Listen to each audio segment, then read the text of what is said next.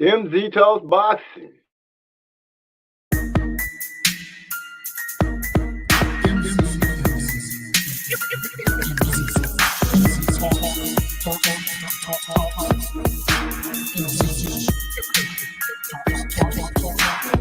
Let me make this abundantly clear. We talk about boxing here. My opinion is winning, but if you ain't feeling you're good on your boxing, yeah. It's mental headshot sting. So do these body blows that I bring. You wanted the big step to the ring. Let's go to the toe to the final bell ring. MZ Talks Boxing. Yeah.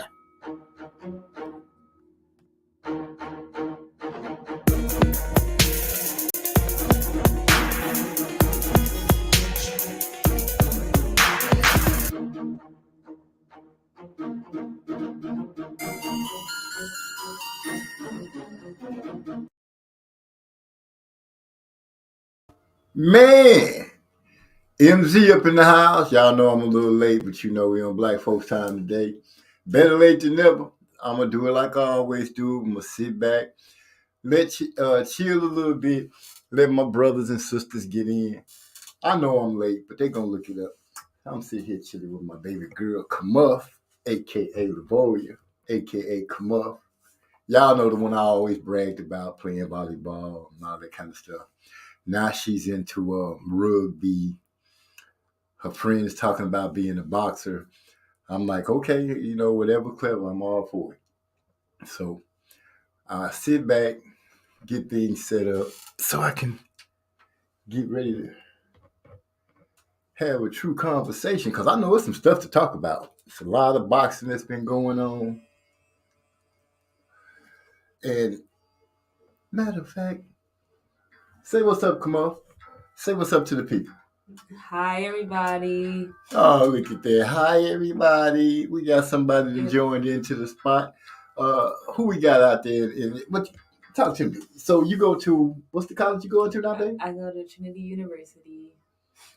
What's up, Gil? Cole's in the house. Salute to you, my brother. You know we're going to have to cook tonight. We got to talk about what's going on in boxing. And you know me, I'm going to have to speak a little bit on the color barrier that's going on because things is just not looking right. I'm going to be chilling with my baby girl tonight. She's sitting here riding with me. So she's going to be holding it down, making sure I keep things tight and under control. Other than that, I'm glad to see you here. We're going to wait for a couple more of our brothers and sisters to get in here. But you know how we do it, Gil Cole. We do it like we do it. And since you're here, let me go ahead and pull up the screen share for the music. See if I can't find All Day. Because I know that's your song because got Keith Thurman banging out the flute, as you like to say. Let me go ahead and get... I don't know why I'm behind today, and you know that's my fault because I've been trying to get my phone back right. I broke the screen the other day, and it decided to press the code so many times, and I just got the screen fixed. Now it's disabled. You know how I go. Technology a bit sometimes. Can't do anything about that. But what I can do is go to that song All Day. Where is it? There it is right there. Gil Coles, I got you covered, my pimp, my player, my homeboy. Let me go ahead and share that real quick. Share that screen All Day. Bam. Starting off slow, come up, but you know your pop's gonna get it going in just a second. Here we go, All Day for Gil Cole. Let me know if you can hear that G.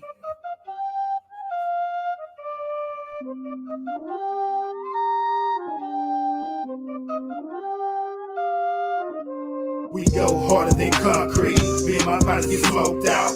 Ice chest full of beers. Cheers, this the dirty south. Fuck, being down and out. We in this bitch trying to stay alive. Big city, my nigga. I see you trying to get your money. 3 7 for life, and I fuck with it. You better show your fam straight. You don't break a bitch, standing up on all teams. Every day it's on again. Same day, same shit. All across the bitch, no matter where you live. Hold it down. Shout out across the southwest side. Make your time straight all day.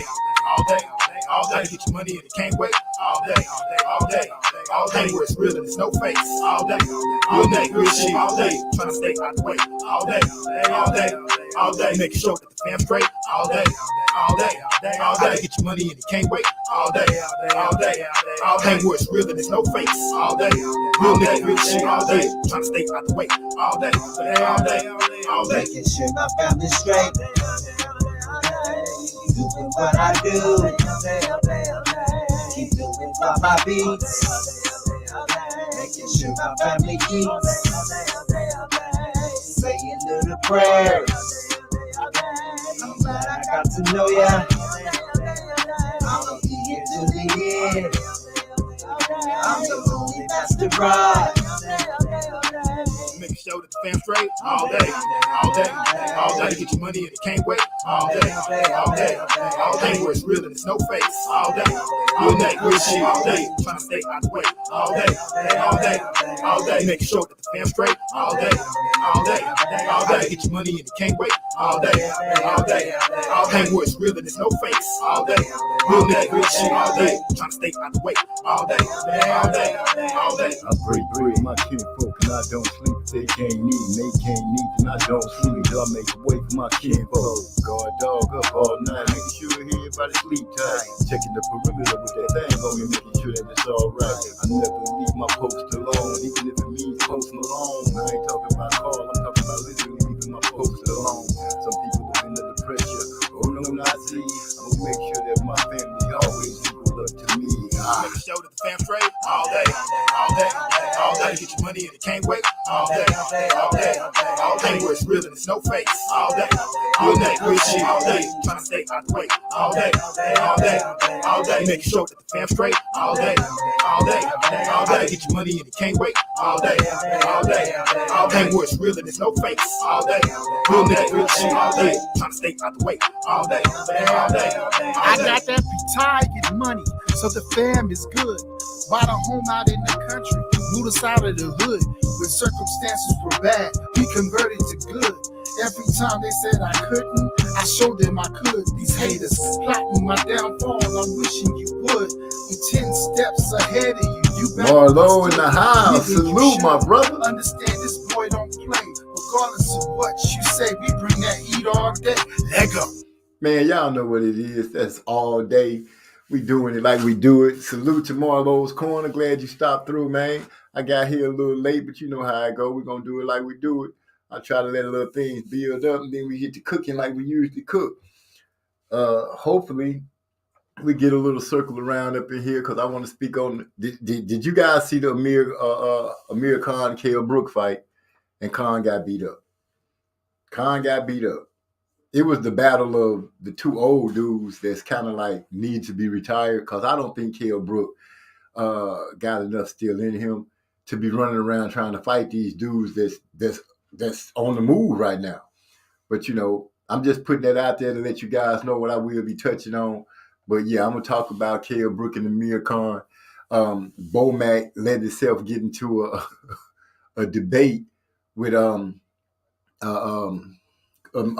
Kell Brook's trainer, and he can't talk noise for a dude that's not really your dude. Kell Brook's trainer said Bomac man was in it with Amir Khan strictly for the check. They wasn't really trying to help that man get a win or anything. I don't know if you guys heard that, but yeah, I can tell you guys.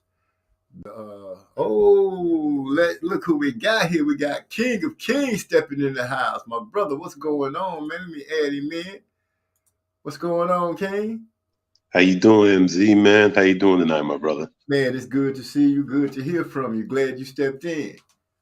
Always, man. I seen the title talk about better late than never. It's so funny about like an hour ago. I was like, yo, where MZ at? Man, I'm looking like all through my feed, making sure YouTube ain't playing no games. You feel me? Nah, they wasn't playing no games. My daughter was trying to help me get my my phone back on track, and we got behind. And I looked up and was like, oh man, we're running late. Let's get started. So I'm sitting here with my college baby, the last of the litter. She's sitting in here chilling with me while I do my thing. But yeah, I'm glad you came through, man. Who was there saying that Gil Cole said Khan got pieced up. Yeah, Khan did get pieced up. He also said, "What's up, Kim?" He said, "Kinfolk though." Yeah, me, Big E, my calls. We just take it. It's all funny now. I'm like, shoot, I said this man's name wrong so many times that he changed it for me so I wouldn't look so bad. There you go. I had to hook you up, man. Yeah, Hey, but salute to you, man, on the family, man. I got 2 daughters, man. They about to go to school. I'm trying to push for them to go to Spelman, man. They really consider it. So, man, really? That's what's up. Yeah, man. I took them over there for a visit. I was like, look, y'all gonna love it once y'all. And they was like, man. I was like, yeah, next level, y'all. So, I got one maybe going next year, and then one going in a year and a half from that. Okay. Yeah, shoot. I got my oldest daughter graduated from U of H, and then she graduated. What was the name of the other school she went to? Lamar. She graduated from Lamar. She's a teacher now. She goes one more time. She'll have a doctorate in education, and you know, I kind of nudged her to it, but she don't. She said she's pretty much good where she's at. She'll probably move up a little more after that. My second oldest daughter is a nurse up in California. My third daughter is a surgical dental assistant. Yeah, a dental hygienist. A dental hygienist. My bad. And and then my son, he got computer coding up under his belt, and my baby girl is at Trinity University. Which Trinity is she? Is she at the one in Chicago? No, she's at the one in San Antonio. Oh, okay, yeah. Because my brother actually is alumni from the one in Chicago. He got an excellent education from there. So. Yeah. Those are good schools, man. But all of them are linked and so. But those are really good schools, man. My niece went to. I'm losing slip in my mind. But yeah, man, these young look, man. Don't let the stats fool these people, man. We got our young generation educated, bro. Exactly. These people, you know, the stats they use, and you know, you go to a hood where people aren't able to go to school or are looking for jobs instead of education. You can make those stats.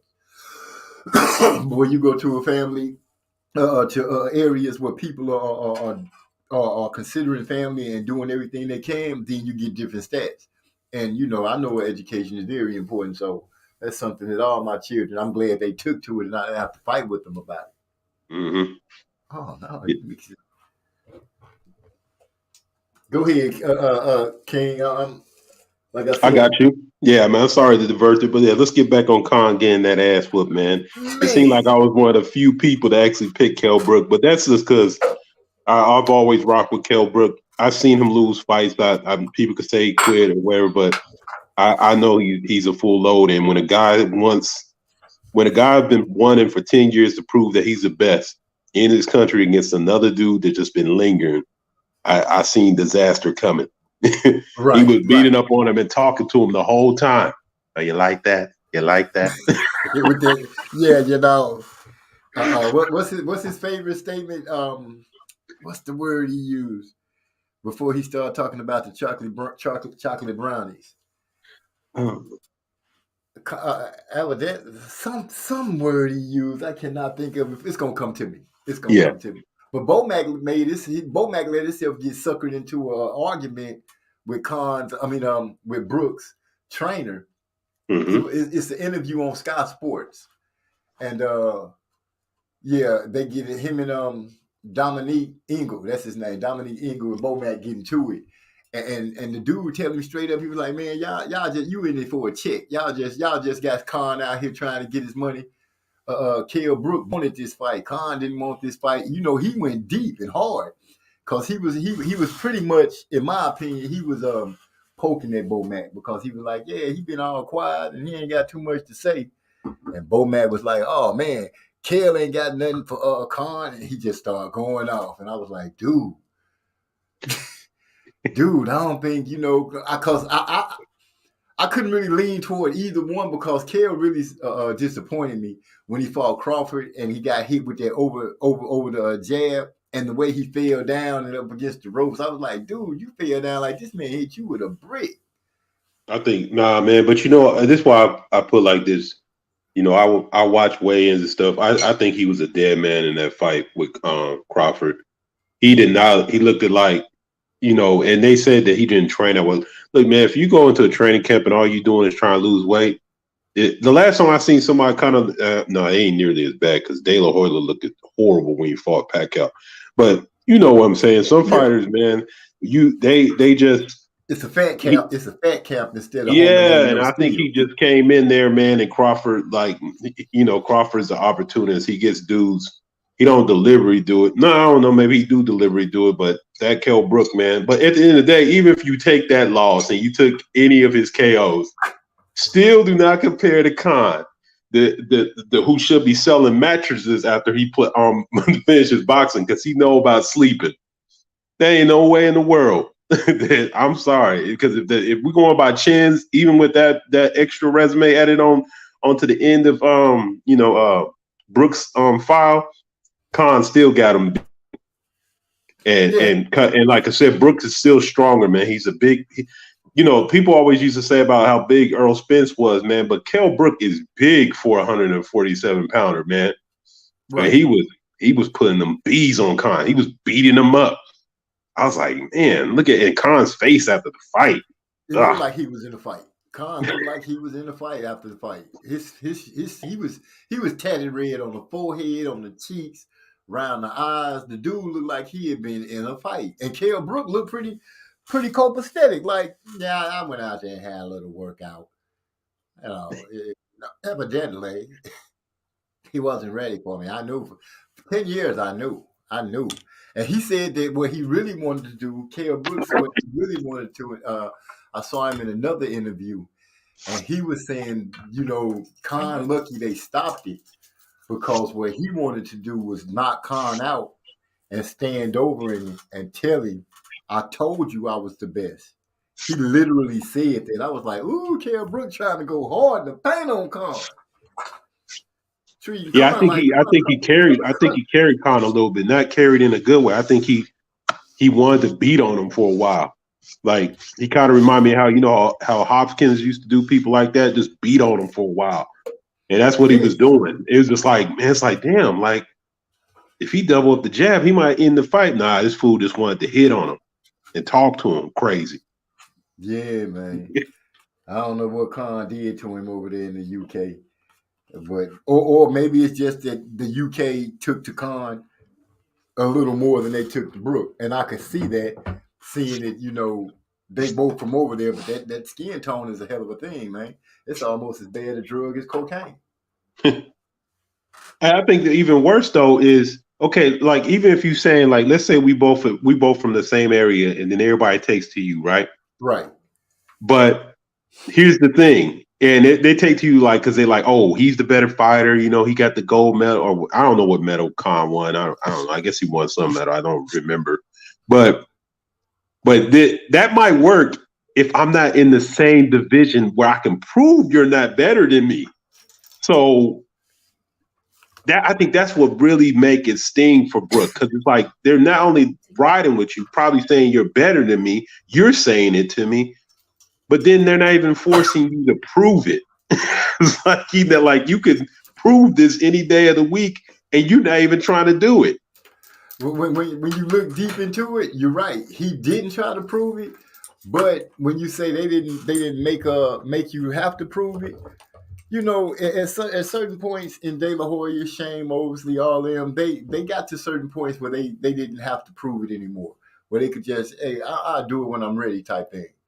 But yeah, for them to be in the same spot, the same country, and you know those fighters, they fight each other a lot more often than not.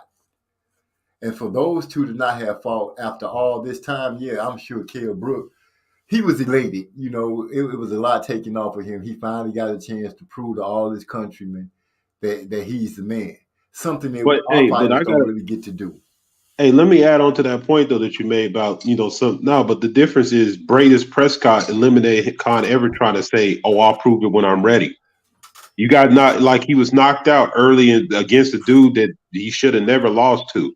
So, I mean, at least with De La Hoya and these other guys, I could say, like, you know, he finally was going downhill older, but them guys they were making other significant fights. And, you know, I can't, like, when somebody started pointing out some of the wins that Khan got on his record, I'm like, man, he did beat Devin Alexander. He did beat Marcos Maidana. I mean, even though it was before Garcia, but I'm like, dang, this dude, okay, he got some signature wins on there, but he got some His signature speed. losses too. Yeah, he got some signature losses, but his speed, I believe his I guess you would have to say his athleticism really helped him in a lot of those fights. I think his speed just overwhelmed those dudes when he took care of them. Because when you think about it, Maidana's not that swift of a fighter, and none of those guys that he really had took wins from, but they were good, solid fighters. So I'm not crapping on him on that. It's just that Kell Brook went on it. Kell Brook went on and put those chocolate brownies on him and made him realize. Chocolate brownies. He can go ahead and evidently he can go ahead and retire. Khan can go ahead and lay it down, and I would suspect for Kell to lay it down too, man. I just he's a good fighter, and hey, he might make some noise if he stay in the UK. But if he come over here and pick the wrong dance partner, he gonna look bad. And I don't, I think he should go ahead. He got the win that he's always wanted in his career. I think he should go ahead and take that and burn off with it.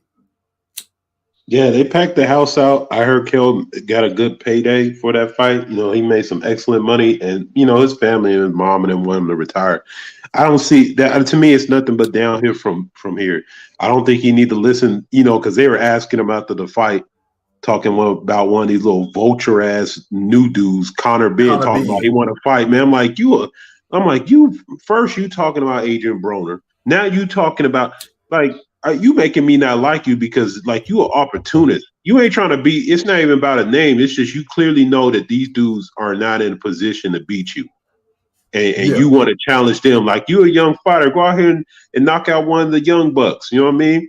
Go do something else with yourself, man. Make a right. I mean, it just. I don't give him no credit if he beats Kell Brook. But like I said, Kell Brook, why will you? What does he gain from winning that fight? Taking that fight. Nothing. Unless Kell Brook got it in his mind that he want to step in front of Earl Spence again or Terrence Crawford, unless he's thinking something like that, which I can't really see him thinking that way. Mm-mm. That would be a horrible mistake. Horrible. Kell Brook to me is in this weird limbo where he's kind of too big for 147, but he's too small for 154. And he's just so there's no hope in 154, and that's not me. I think 154 is the best division in boxing. I don't see him being able to do anything there. So you go to 147, he pretty much fought everybody down there. Maybe they can have another throwback fight night where he fights Thurman or something. At this point in time, I guess that's a pretty equal matchup from what I've seen Thurman last do. If it's a good payday, which I doubt it, because like I said, Thurman, from what they're saying, only sold 30,000. I'm surprised he sold that many. But he got some true fans. It's some people that really like Thurman. But I feel where you're going with that. And Gil Cole's even ringing in. He said Brooks gonna retire. I think he should retire. Yeah. And when you mention it, that what you said about him being inside kind of a limbo, there's two other fighters that I can see like that. One of them is going to do okay, and one of them I think he's going to kind of struggle, and that's Mario Barrios. It's kind of like he's too big for 140, and I don't think he's just there for 147. I don't really see a lot of people that he's going to beat. With those boys, with those young men and warriors that's fighting in there now, and Tank, because Tank is only so tall, he can only put on so much weight. I don't really see him making noise any high. He can't. I don't think he can go past 140 and be comfortable not fighting. No, you're right. You're right. Mario Barrios is a perfect example of that. It's like this, like him and Adrian Broner. You're 142 pounders, but there's no 142 pound division. So, exactly. So it's just and like you said, Tank, anything above 140, he's sloppy fat, and it's not he's like you said, 140 is his ceiling, and because he's just too short. Right. He's just too short. If he ever went to 147, I know they want to talk mess.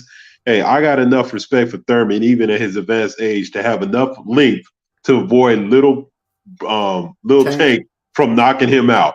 I'm sorry. Now Tank a beast and everything, but yeah, I think Keith got a little more pride than that. You know, Keith, I'm sure he has a little more pride than that to say he gonna let somebody from 135 just come up who been seesawing from 130 to 140, 135 up and down to come to 147 and do him. That I don't see. Well, I got another fighter that I don't necessarily know, but I see it possibly being like that is maybe Devin Alexander. Now he has a frame where I think he could put on weight and whatever, but I think his power problem is just I don't see it translating well. Him moving up, man. One day he's going to be at 147. I don't know how that's going to work out for him. Right. You don't know if the power gonna go with him or if he gonna leave it down. It's not that he's gonna leave it. It's not that they leave it. It's just that those guys that they get up there when you say that they losing it, it's just that those guys got better punch resistance. Yeah, you know what I'm saying, you moving up to somebody who been getting hit by guys they size and bigger. You try to move up to them and prove to them that hey, I can put that on you too. You're gonna have to prove it. Yeah, and if you can't hit hard enough to keep them up off of you, all your fights gonna be hard. Yep, exactly. It kind of remind me of I want to say it was there's other factors that go into this loss, but when Roy Jones fought Glenn Johnson, right? And Glenn Johnson just knew I'm just gonna roll all over this dude. like he knew he didn't have the punch resist, but then in his mind, he's like, you ain't got the power to hurt me either. I'm just gonna I'm just gonna maul you. You know, when people talk about a dude not having power and you not being concerned, that's an example of a dude completely unconcerned with you hitting him. And all he's worried about is hitting you. Right. That's a perfect example. It's like my granddaughter saying, "Come on, Grandpa, let's box." And the only punches that she can hit me is in the legs, and that's not bothering me. And I can just push it to the side any way I want to and keep it coming. That's the problem those guys face when they don't have the power to keep them off of them. It makes them have hard fights. I don't care how anybody put it. You have hard fights. Gil Cole said, Kenpo boxing, how many rounds did you give Barrios against Keith? I think I got I'm trying to remember. Because I scored it live. I don't know if I was part of that. I think I was messing with y'all. I might have gave Barrios I might have gave him maybe 2 or 3 rounds. And that's just more of comparative rounds, maybe because that to be honest, people don't realize that look, judges are humans. They see you getting your ass whooped, and if you do show some kind of glimmer of activity, he hit what's name to the body and hurt him a little bit, and he pulled his mouth. I won't give you Barrios that round. It doesn't matter, you're gonna lose the fight, but I'm gonna give you that round so it don't look completely terrible. So maybe I gave him 2 rounds, 10-2, 9-3, something like that. Okay. Salute to you, Derek, baby. Glad you came through. I really didn't even give him that many rounds because he couldn't cut the ring off. We got a chance for us to see, a lot of things that he has to work on in order to even think he can make some noise at 147. One, he couldn't cut off the ring. He followed Keith the whole time. When he did get Keith cornered, he didn't have the ability to let the trigger go fast enough. You could see he was slow, lethargic. Keith was in and out on him, getting the land on him and getting out the way. Keith made him miss a lot. So I'm like, Mario is not that fast. He's not that strong. And he's slow of foot. That dude, his fights are going to be hard at 147. We might have heard we might hear about Mario Barrios maybe 2 or 3 more times if he's lucky. Because I think that, right now, him in 147, I can't think of anybody that he can deal with. Even though I know Crawford and Spence are getting ready to move out the way, you still got that Boots and the Hispanic name guy that's coming up with him.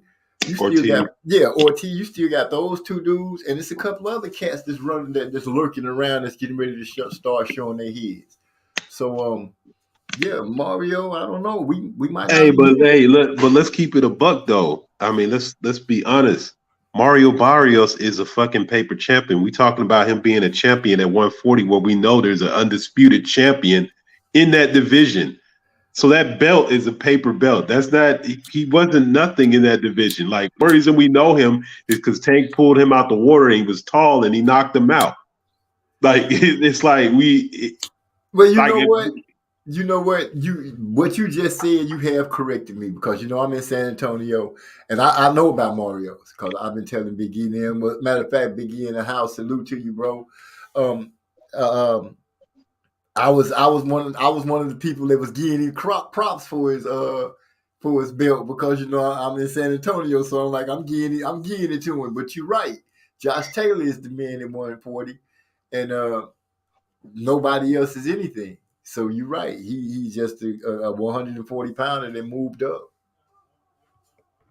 Yeah. And got beat. So yeah, you're right. That championship that people been claiming for him, we've been giving to him is null and void. It don't count because it's not true. Josh Taylor is the man. It's the same belt that they wanted, because I think that was the WBA, right?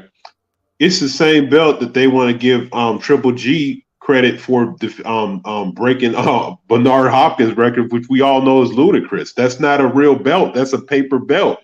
And so it's just like man, but see, that's us fans, man. We can't. You gotta be solid on our standards with that, man. We can't give anybody a pass. I don't give a damn.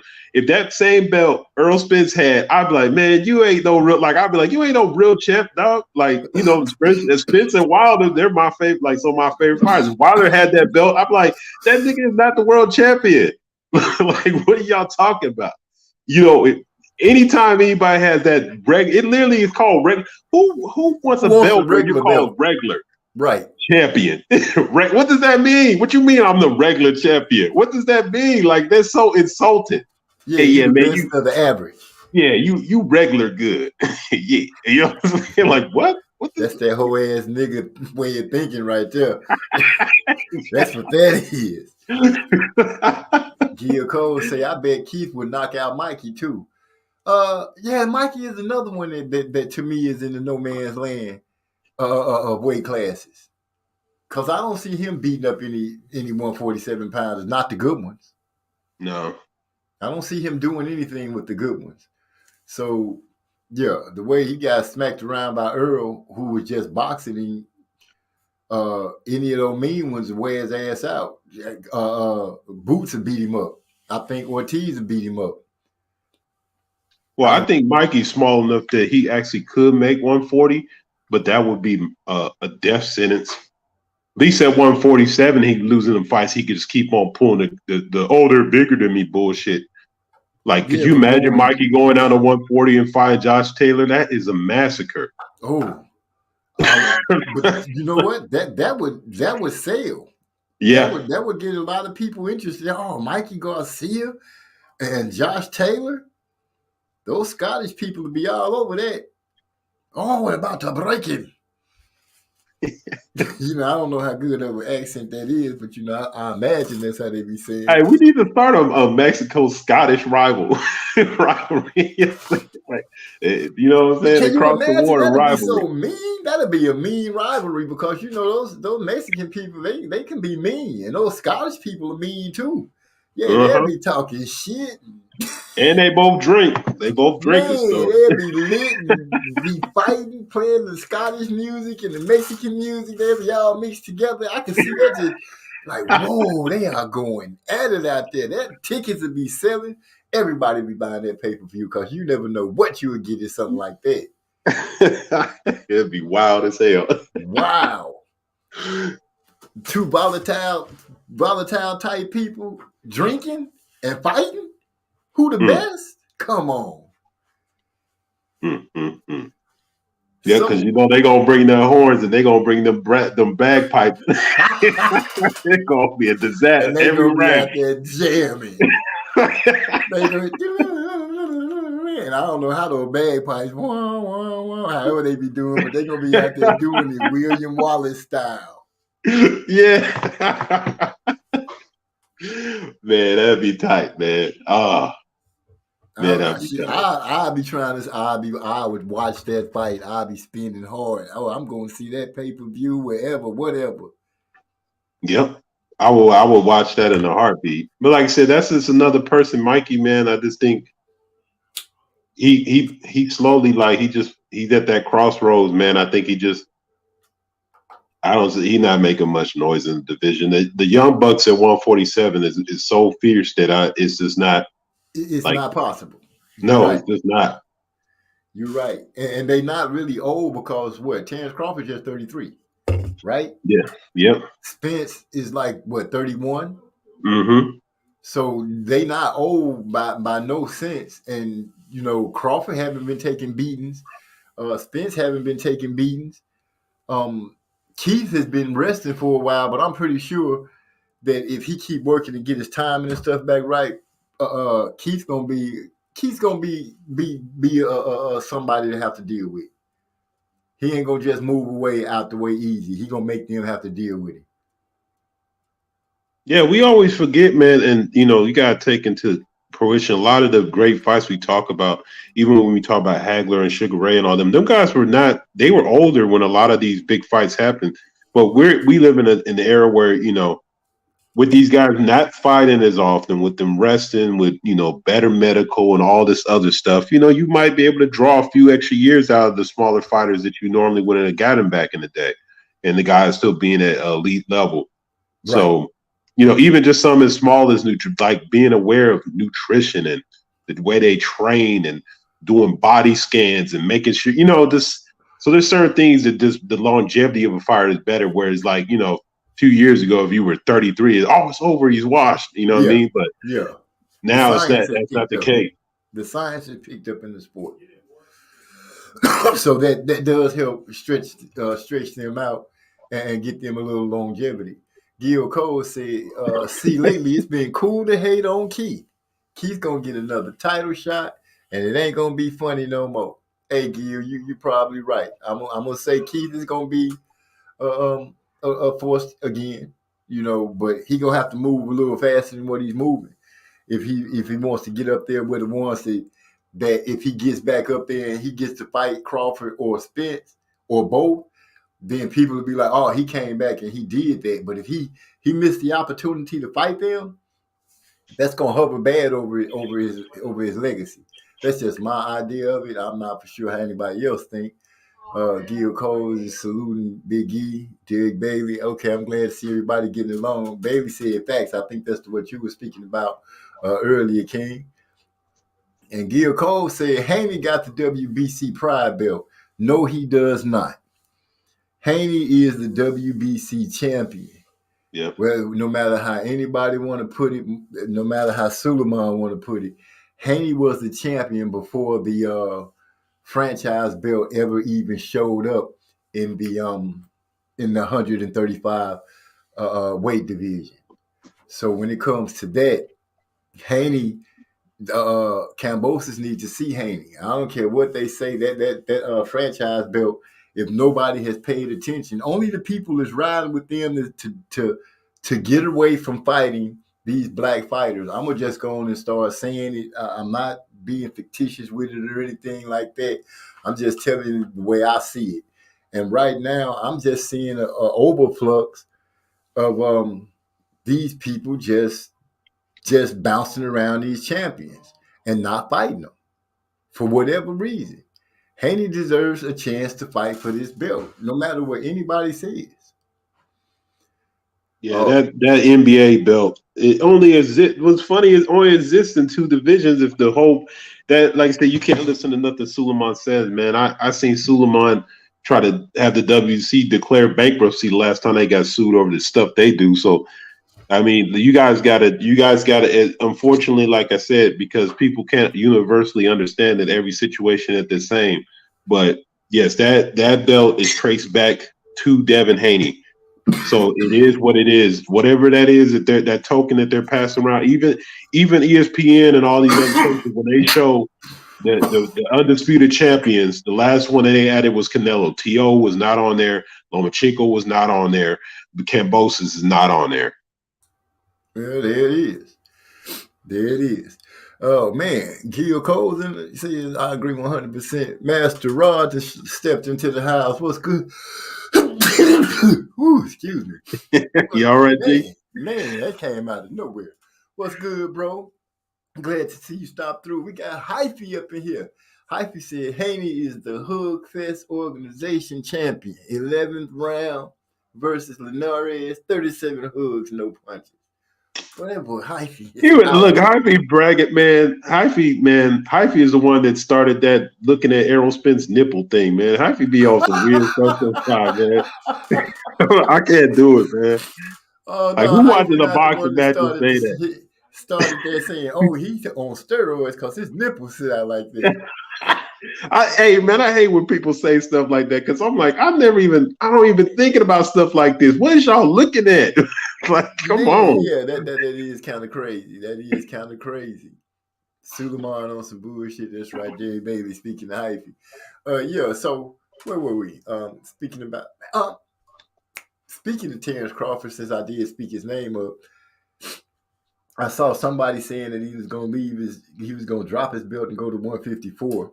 And I'm hearing how a lot of people are saying that's a good move for him because it puts him in a position to force Earl Spence to have to fight him when he come up, and he gets to fight Charlo for undisputed. And I'm like, okay. But I heard him in an interview where he let it be known that Earl Spence is not the reason that they have not fought yet. He said Earl wants that fight just as bad as he does. You know, these are words coming out of his own mouth. The thing that really got me is he got to a point where he said black people are tearing each other down, and you know, he put on a good black jacket and spoke well. The only thing that was messing with me is I'm like, dude, I remember you and your crew was the ones talking about Earl Spence as a drunk, and a drunk ain't shit. And y'all said a lot of stuff with some venom toward this man. And now you sitting here saying that we should hold each other up. And look at the stage that he used for that, man. Why would you wait till you got way over to the UK to try even throw that out there? Like, I'm from the old school. Like, if you think you got a dirty house, you need to talk to the people that live there first. You don't run out into the street and say the house is dirty. Like, so why are you over there trying to create that narrative? Oh, because you know that audience will eat that up because their impression of African Americans is the same TV type of talk that they got from us. So it's stupid. He sounds that stuff is so insulting, man. And then, like you said, they're the ones that were taking the shit on. It was Bomac talking about streaming the fights and not buying them and all that stuff. I mean, that's what I'm saying. Look, a lot of my ill will towards Crawford was his strength of schedule and the way he behaved. It's like, dude, like you ain't even on no black. Yeah, you ain't even on no black outlets over here. Why are you over there on Radio Raheem? Like, why? What is the purpose of that?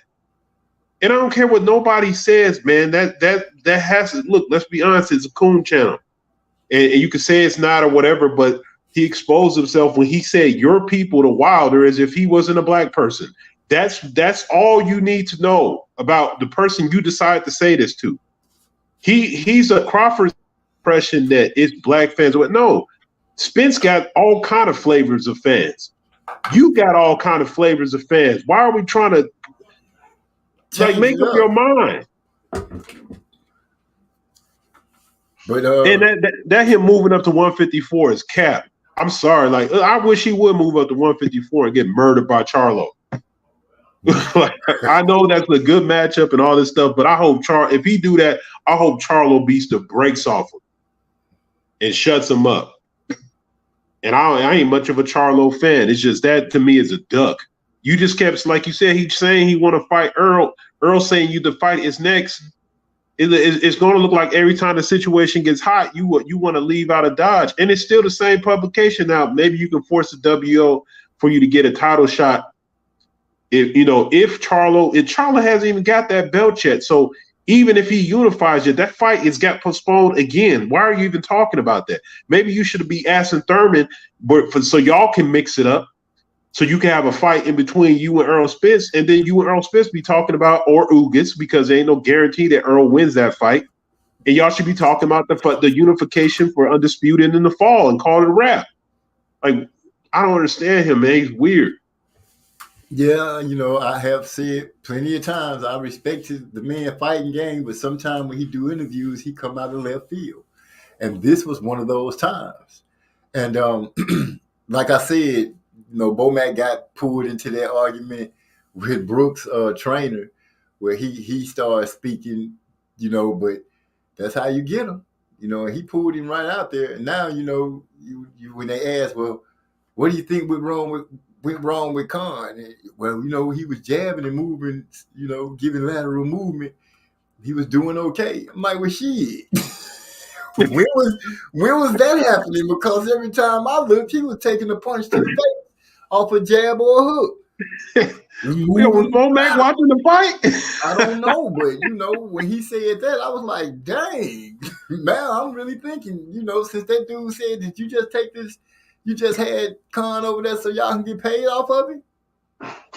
I know y'all looked at this man. I know it's something about him that showed you guys that he wasn't really, the way he went out there, you just conceded that's not once that bell when Dean hit, that's not where he wanted to be. That's not where he wanted. His mind wanted. He could have been a whole bunch of other places, but when that bell went Dean, that's when he started thinking, oh man, I could have went to the club. I could have been doing this. Punch to the head. Now he got the stanky leg. How many times he get rocked in that fight? 3? 4? Oh, yeah. He got rocked early. And like you said, that's when KO kind of like got off the gas and was like, nah, I ain't finna just put you down like that, Take this jab. And this one toe.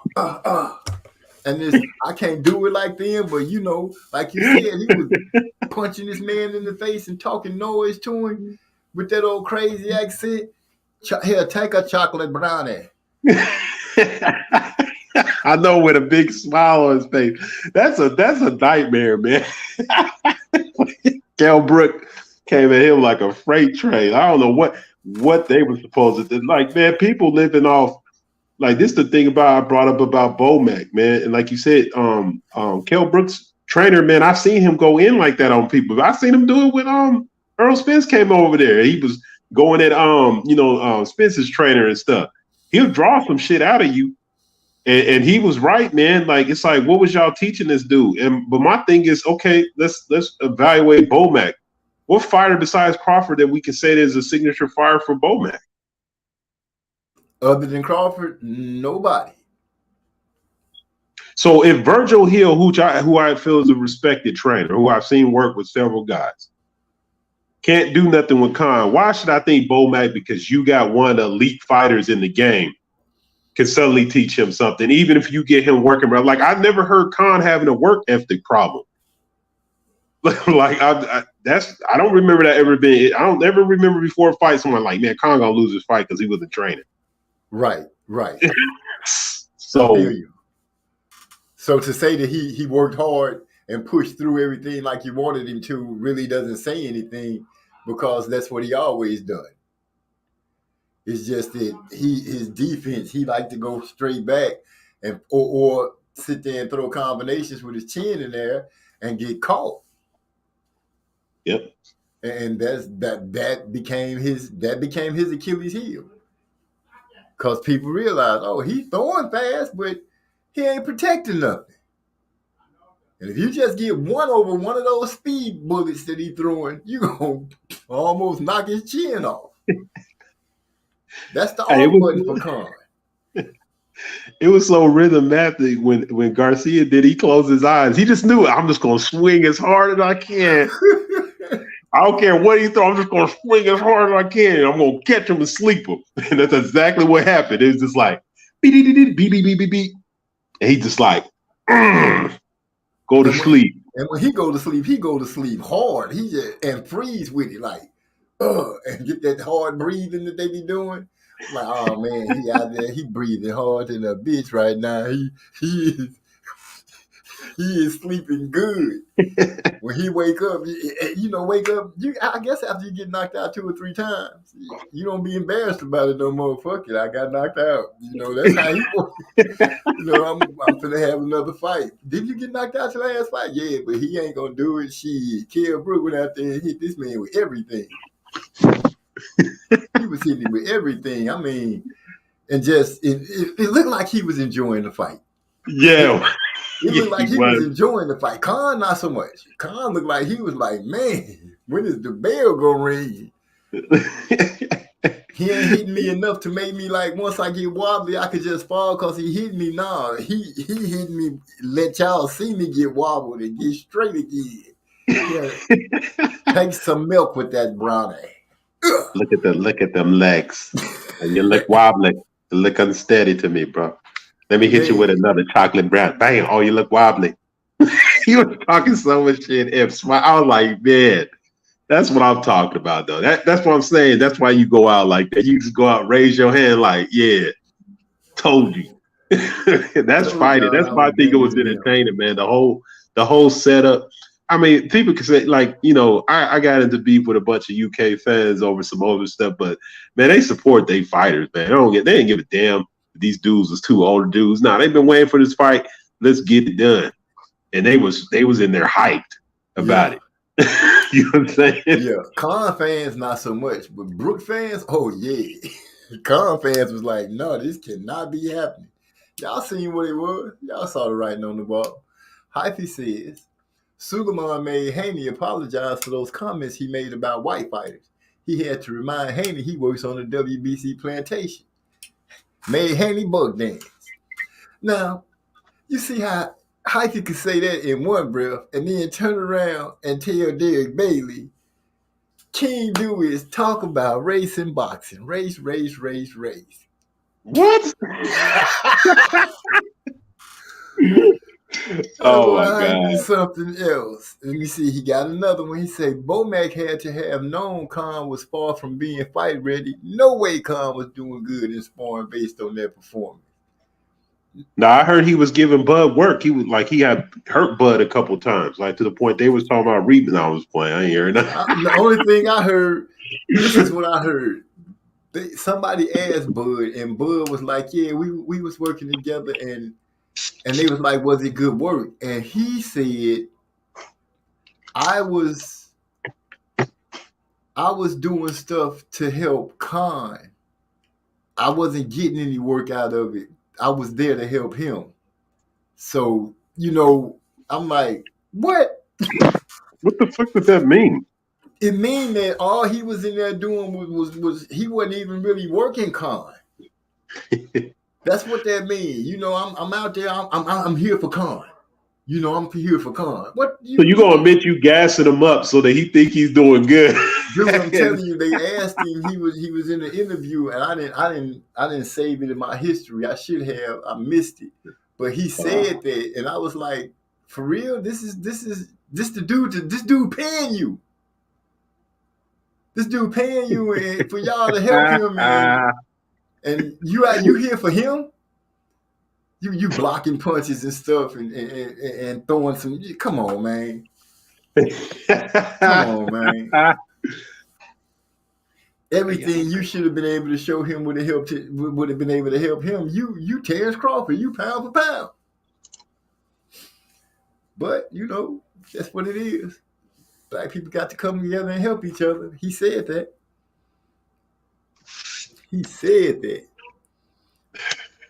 So you got Josh Taylor and Jack Catterall. Yeah, Catterall. And then Gary Antoine Russell and Victor Postol coming up. Nice. I'm taking Gary and Josh. Yeah, I got Catterall. No, I was playing. I got Taylor Gang, and I got Gary Antoine too. And I probably ain't going to even stick around for that little B-Hop fight. Like, I don't know, man. I'll probably, I love boxing, so I will watch it. But I like Gary Antoine. I like the new Russell coming up. Yeah, Like, he looked like a dog. I don't want to use that phrase. He looked like he go hard. He fight hard on the inside. He looked like he fight pretty well from mid range. Defense not too bad, and he looked like he liked to fight. It looked like he likes it. So yeah, I'm riding with Gary over Victor, and Josh Taylor. I'm going with Josh just because he got grit and he could fight. yeah, that's Josh Taylor, man. Like I said, he's excellent. He's probably, like I said, you got to give him his props. I don't know how we talk about pound for pound lives, and let's clearly be honest, Josh Taylor should be top 5. So, I mean, it is what it is. That's why I'm saying I don't understand some of this stuff when people are talking about best fighters in boxing. If Charlo mechs around, tips his hand, gets that other belt too. I mean, if you're undisputed in your division, you should naturally be ranked above like a whole lot of people.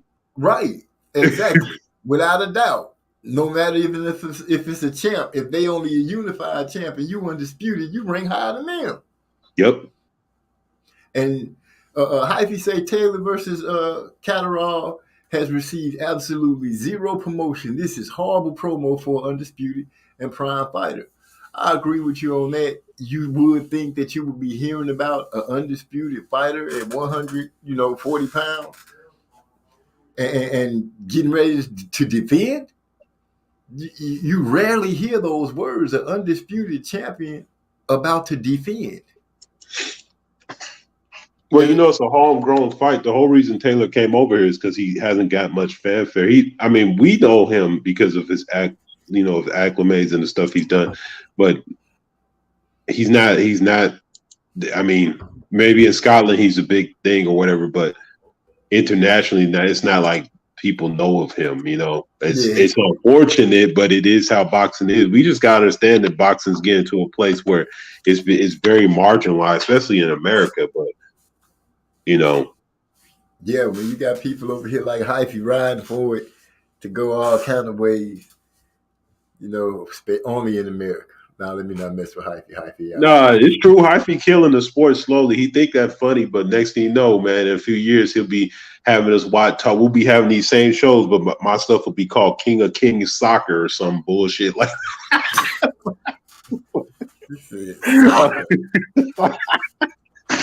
Well, I guess I'll pick up volleyball. So, at least I know about that, about my baby playing it. So, yeah, I'll be able to do something with that if that's the case. There you go. I got it already pointed out and ready to go. So, man, I can't wait to see that fight. They fight this weekend coming up too, right? Yeah, that's this weekend. Yeah, that's going to be this weekend. I wonder if Marlon and them going to be calling that fight. Taylor game? Yeah. Oh, yeah. It's too early, man. It's too early in the day. They don't, like Marlon, Trey X is a superhero on the mic, but he got like regular life responsibilities. I feel it. That's when he got to put on his Clark Kent outfit. You know what I'm saying? So he got to do the regular life stuff. Yeah, I feel him. Let me see. Oh, so off of boxing and onto some real life stuff. So, they gave those 3 dudes, the 2 McMichaels and that Williams dude, they found them guilty in that hate crime part of that of killing Ahmaud Arbery. Oh wow! Yeah, I hadn't followed the last part of it, so they got him. Yeah, they gave him the hate crime charge too, and the thing is, what's so messed up that they tried to set a deal with these people. They tried to take a plea deal, the DOJ, Department of Justice, after the mom them said don't do it. She said that the mom was speaking on the microphone, and she said after she pleaded with the judge for them not to give these men a plea deal, the damn prosecutor, the lead prosecutor, stood up and said in so many words, don't take into consideration of what the grieving family is going through. You know these dudes guilty. Why would you make a deal? Because they wanted to go. They wanted to go away, bro. Like at this point in time, like to them, it's a headache. I mean, let's look at the temperament of that whole Biden group, man. They haven't done anything, bro. They never wanted this to. They hated this ever got found out. Right. I don't care at the end of the day. At the end of the day, it worked out. But for every one of these that worked out, it's a whole bunch that we never even heard about or we'll never know about. You're right. I gotta give Hyphy this read up real quick. I'm gonna jump right back on there.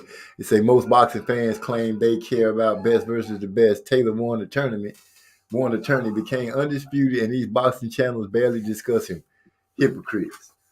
I can't speak for everybody, but when it comes down to knowing about Taylor Gang, I cut for that dude.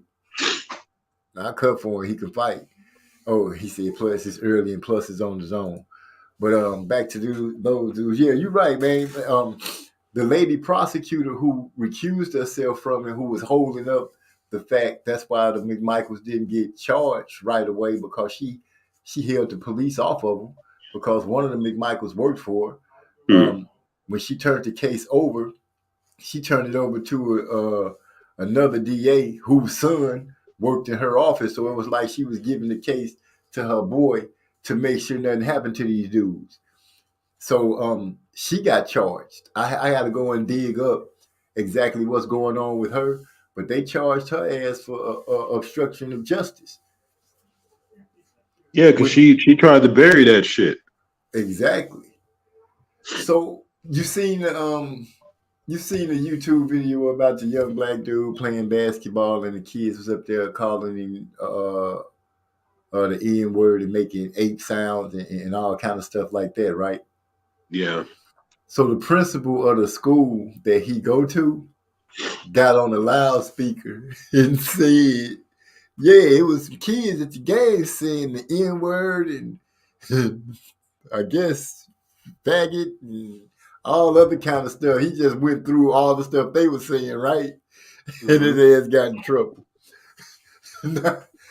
Now he said, my intentions were to let the kids know I ain't gonna have it out of them. They running around doing this, but he done got his ass in trouble. Dude, you went on the loudspeaker and said the N word and some homophobic words. And so, of course you saying what you heard the kids say, but you a grown ass man. You mean to tell me at no time did you think that what you was about to let come out your mouth was right?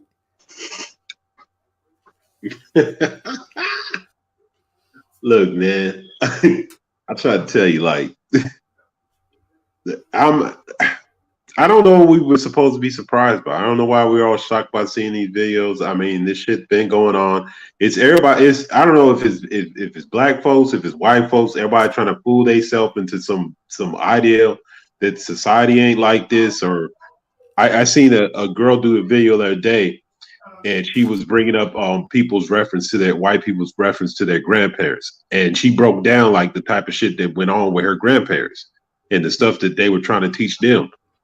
Like, I don't care what kind of job you can get as a black person. I don't care if you can become famous and all this stuff, or you can make all this other money. Does not change that these people are taught something, because they have to maintain in their mind. Because for every one of us that makes it big and does all these amazing things, there's thousands of us that end up in prison for something they didn't do. So you're not winning. It's just stupid. So it's no point being shocked. Like they probably heard the fucking principal saying the shit, and that's probably where they got it from. I mean, common sense tell you don't do something like that unless you're comfortable doing something like that. Exactly. I have to concur with you on that. And you're right, Derek Bailey. Derek Bailey said he's never shocked. I'm never shocked either. It's not too much that a person can jump up and do and say that I'll be like, oh my goodness, did he say that? No, if I say, oh my goodness, did he say that? That means he look like he finna get stoned. Oh man, oh my goodness, did he say that? You know how I go. But to be shocked, like, oh, I can't believe he said that. Nah, I believe you because I've been living long enough to see it. So the Proud Boys, isn't that the Trump people? The ones that, yeah. So this dude was filming them, right? Tell me why they whooped his ass on the camera. What? Yes, they whooped his ass. Like Bruce Gold talks boxing. I mean, Bruce Gold's boxing in the house. What's up, man? Glad to have you. They whooped his ass. He was filming it. And one of them walked up to him and said something. He said something back. Next thing you know, the camera started getting shook all up. You could tell he was running. Oh.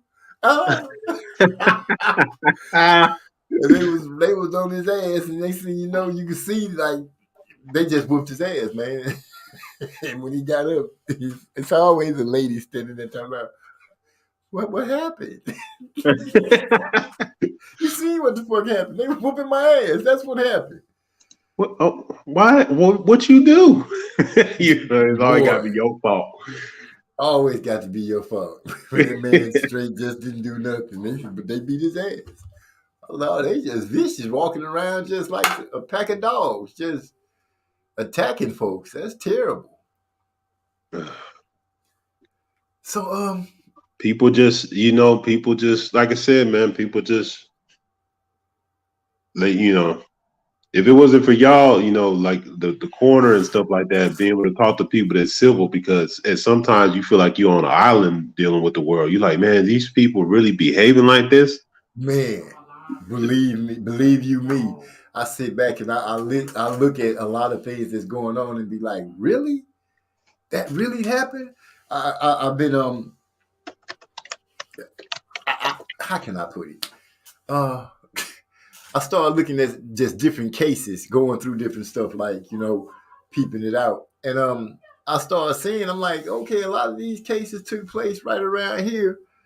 And y'all concentrated on the brother that got caught at the grocery store. And this no good woman is over here raping, having sex with the kids. Which is crazy. They had a teacher. Was it a teacher? It was a teacher, and she was married to this cop. Or was it a PTA mom? Mm-hmm. And she had made some cupcakes with special sauce from her husband and fed them to these kids. What? Why? Yeah, because she a nasty, evil, her and him. Just, oh man, that's disgusting. It was, and I believe that she worked at a majority black school. And people not realizing, they talking about, oh, it's not race, it's not race, it's not race. But then when you look at what's going on and the things that people are doing and who's doing it, what else could it be? Just plain hate for people because they doing it to a certain pretty much demographic. People would be so much in the argument. Like, when did it become your, and I'm talking to my brothers and my sisters, when did it become our responsibility to prove that racist people aren't racist? First of all, we're not even having to have the conversation if racist people would stop being racist. Here's the funny part. I don't care if you don't like black people. Guess what? I don't like white people all the time. There's a few here and there to get by. I'm like, hey, you know what I'm saying? Go ahead, you can cut my yard. Here's some money. But I mean, let's keep it a buck, man. I really don't care about their views. My problem is when they act on them and they put them into society. So regardless of what your motivation is, if I go out right now and I arrest a molester and he molests little boys, I'm not going to, and somebody comes to argue with me, well, he was a molester, but he's really just a rapist. He would have, no. What? I saw him raping little boys, so he's a child molester. I saw her giving something to black children only. It's based on racism. She made a decision based on their skin color. Why is it so difficult just to fucking accept that? Who gives a shit?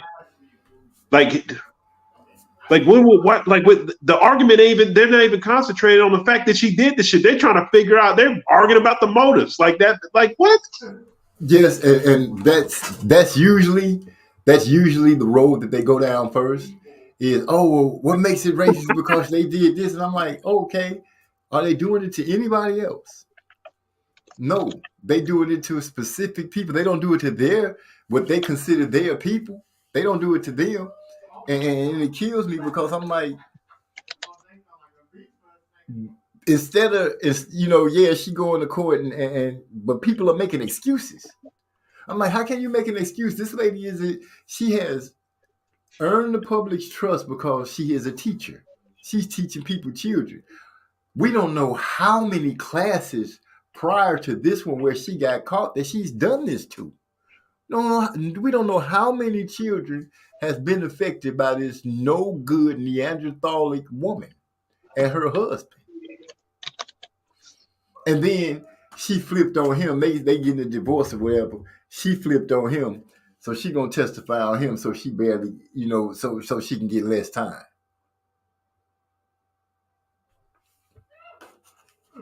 I'm like, nah, you told on that motherfucker, you still getting the same amount of time. You nasty, no good. That's just, man, it make me, I can't even, man, let me go ahead and read some comments. Derek Bailey said that was in Louisiana. Marlo Corner said that issue was crazy. I heard that dumbass shit, shaking my head. Big E speaking to Marlo, that's why I don't eat people food. Don't offer me nothing. That's Derek Bailey. Hey, I was raised up like that. You can't be going to everybody's house just eating or going anywhere just eating. Untrusted hand and mess around and beating gave you anything. You be messing around and eating some dog testicles or something. I ain't no telling what you be done chewed up on messing around with these people. And say, Ivy strikes again. I don't know if it's racist, but it's hella disgusting. Bumper clot. Okay, now that's not it. He got another one. He say, Kinfolk Boxing, you can't say you hate a racist, then claim you dislike white people. Contradictory. If you was paying attention, I was being facetious. Or wait, let me dumb it down. I was being sarcastic, Hyphy. So okay, buddy. I saw that one earlier while we were speaking. I was like, yeah, I'm gonna go ahead and bring that one out to the forefront. But yeah, man, that's crazy that this lady had actually done this, and it's people trying to stand up for it. The lady cop that shot the young man, I can't remember his name. Y'all gotta forgive me, but the one that claimed that she was reaching for her taser, she had been a cop for some years and shot him. 2 years. 2 years for killing this dude. Hey, with time served on top of that, she's not even going to be in jail that long. They're going to have her in a halfway house for part of that time.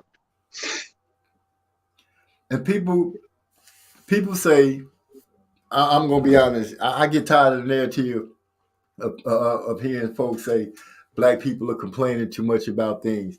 Oh, black on black crime. There's no such thing as black on black crime if there's no such thing as white on white crime or Mexican on Mexican crime, or African on African crime, or any other crime other than black on black. You don't hear anybody say anything on other crimes. It's like, oh, that just happened. But let a black person do something to a black person. Oh, see, y'all don't deserve nothing because black on black crime. That's the stupidest shit. Excuse my French. That's the dumbest thing I've ever heard. Hey, man, it's deeper than that, though. Every time I hear somebody use that as an argument, here's how I destroy that argument. when a black person kills another black person, what do we consider that black person that killed somebody? We consider him a criminal. Exactly. What we are asking you to do is when a police officer shoots an unarmed, defenseless person to constitute them as being a criminal as well. That's why there's a difference. But the problem is when you deal with people who lack any kind of intellectual ability or who are intellectually lazy, they can't compete the two ideas. So yes, sir, you're right. If you say to me black on black crime is a counteraction to me saying something about a white person killing them, I'm just saying treat all killers, regardless of their color, as criminals. That's what I'm asking for. So when you shoot somebody, when you can clearly see that you don't have a big yellow plastic gun in your hand and you kill them, guess what, ma'am? You get 10 years for that. You don't get 2. You don't get, I get to stay at home. You don't get to cry. You don't get to get hugged because the brother was at home eating his ice cream and you went in the wrong house and all this dumb shit that I got to go through. And we got to feel sorry for you. And you're not really a criminal. You're just a young girl and all this crap that they do. Right. That's my problem. So the issue is not about killing black people. It's just anybody that kills a black person should be considered a criminal. That's all we asking. Without having to go through, like you said, without having to go through the reins of, oh, she was a good person coming up and she went to this college, and at the same time you're talking about, oh, his great grandfather robbed the bank and his grandfather used to pickpocket. But what they got to do with him? You know, they kill us and then demonize us. They kill blacks and then dig into their past and try to make it seem like, oh, he deserved to get killed, or it was just a matter of time coming because he's been in trouble before. Video of Ahmaud Arbery sitting, like, why did I even ever see that? Of him sitting in a park after work one day, probably smoking a joint. I don't know what he was doing because they never really explained it. What did that have to do with 3 years later him getting chased down by 3 devils and getting murdered? Not a damn thing. And you know,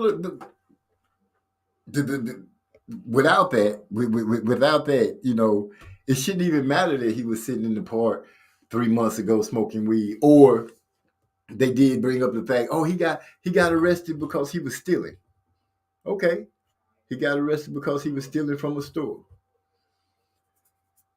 But the McMichaels and the world know too that the man that owned the places that Ahmaud Arbery was in, the camera footage told them that he never stole anything, he never messed with anything or anything like that. So they knew that dude had never done anything in that neighborhood, in that house. They got caught up with all their racial texts and disgusting things, and people that they thought was gonna sit there and smile with them showed them that they're not really for that. And it takes real people to actually come up and be like, you know what, I'm not gonna stand for that anymore. Like the cop that got how you get paid leave, and your footage showing you doing all kind of dirt, and then you get paid leave while they do an investigation. And it go to show you that they don't care what they're doing, because look how many people are getting paid for taking an ass whooping or having one of their family members killed, or the second worst thing that could happen, not killed but paralyzed, and they throw you a bag of money. But you can't say anything about it. You can't talk about it anymore. So I got to take the fact that I believe they spend 60 hours on how to shoot a gun and 20 hours on how to defuse a situation. So you tell me when they show up exactly what's going on. They showing up to shoot first and de-escalate next, because that's the way they train. So with me saying that, hold on, it's popped up. See if I can see it. I don't give a fuck if it's Tuskegee Experiment, Jim Crow, or their Willie Lynch letter.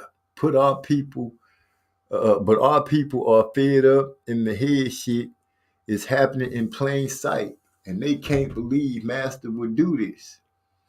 That's one way to put that. I'm gonna let that one cook on the board for a minute, and let y'all just let it slide into it. And I'm gonna go ahead and drop us a track real quick as soon as I find one out of the projects that we working on. Big E said, let y'all hear something up to date. So I'm gonna drop real fast just to let y'all feel something, and I'll be right back. So with that being said, here go 2 verses. I'm waiting on Big E Maestro to drop his last verse, and then we'll be having that one done.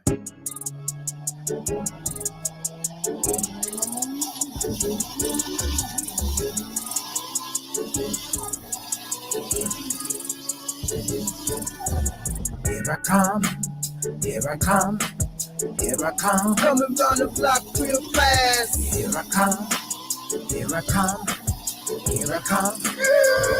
Real fast. I ride dirty but my whip clean. Leather seats cover whipped cream. Iced out when I bring the heat. If it's fall asleep, that's a drip dream. I change gears like a drift king. I'm Paul Walker on that cliff scene. Dangerous, but can't nobody hang with us. Push lips out of shifting. I'm so cold on the road, bruh. Quick flare like a solar. You blinded temporarily when I pulled off in an Nova. With a big block, 350, 300 horsepower, and I should get me. Peanut butter paint, color Jiffy. Cincinnati red stripe like a Griffey. That's a home run or a grand slam. Niggas challenge me with the dash cam. Get mad when I take all the cash fam. I'm an Aries, all I do is dodge ram. When it comes to money, I don't play. I give a call that interrupts me. MC on the line. What's your ETA? Shit, let me get off the TTA. Here I come, here I come, here I come. Coming down the block real fast. Here I come, here I come, here I come. Real fast. Here I come, here I come, here I come. Coming down the block real fast. Here I come, here I come, here I come.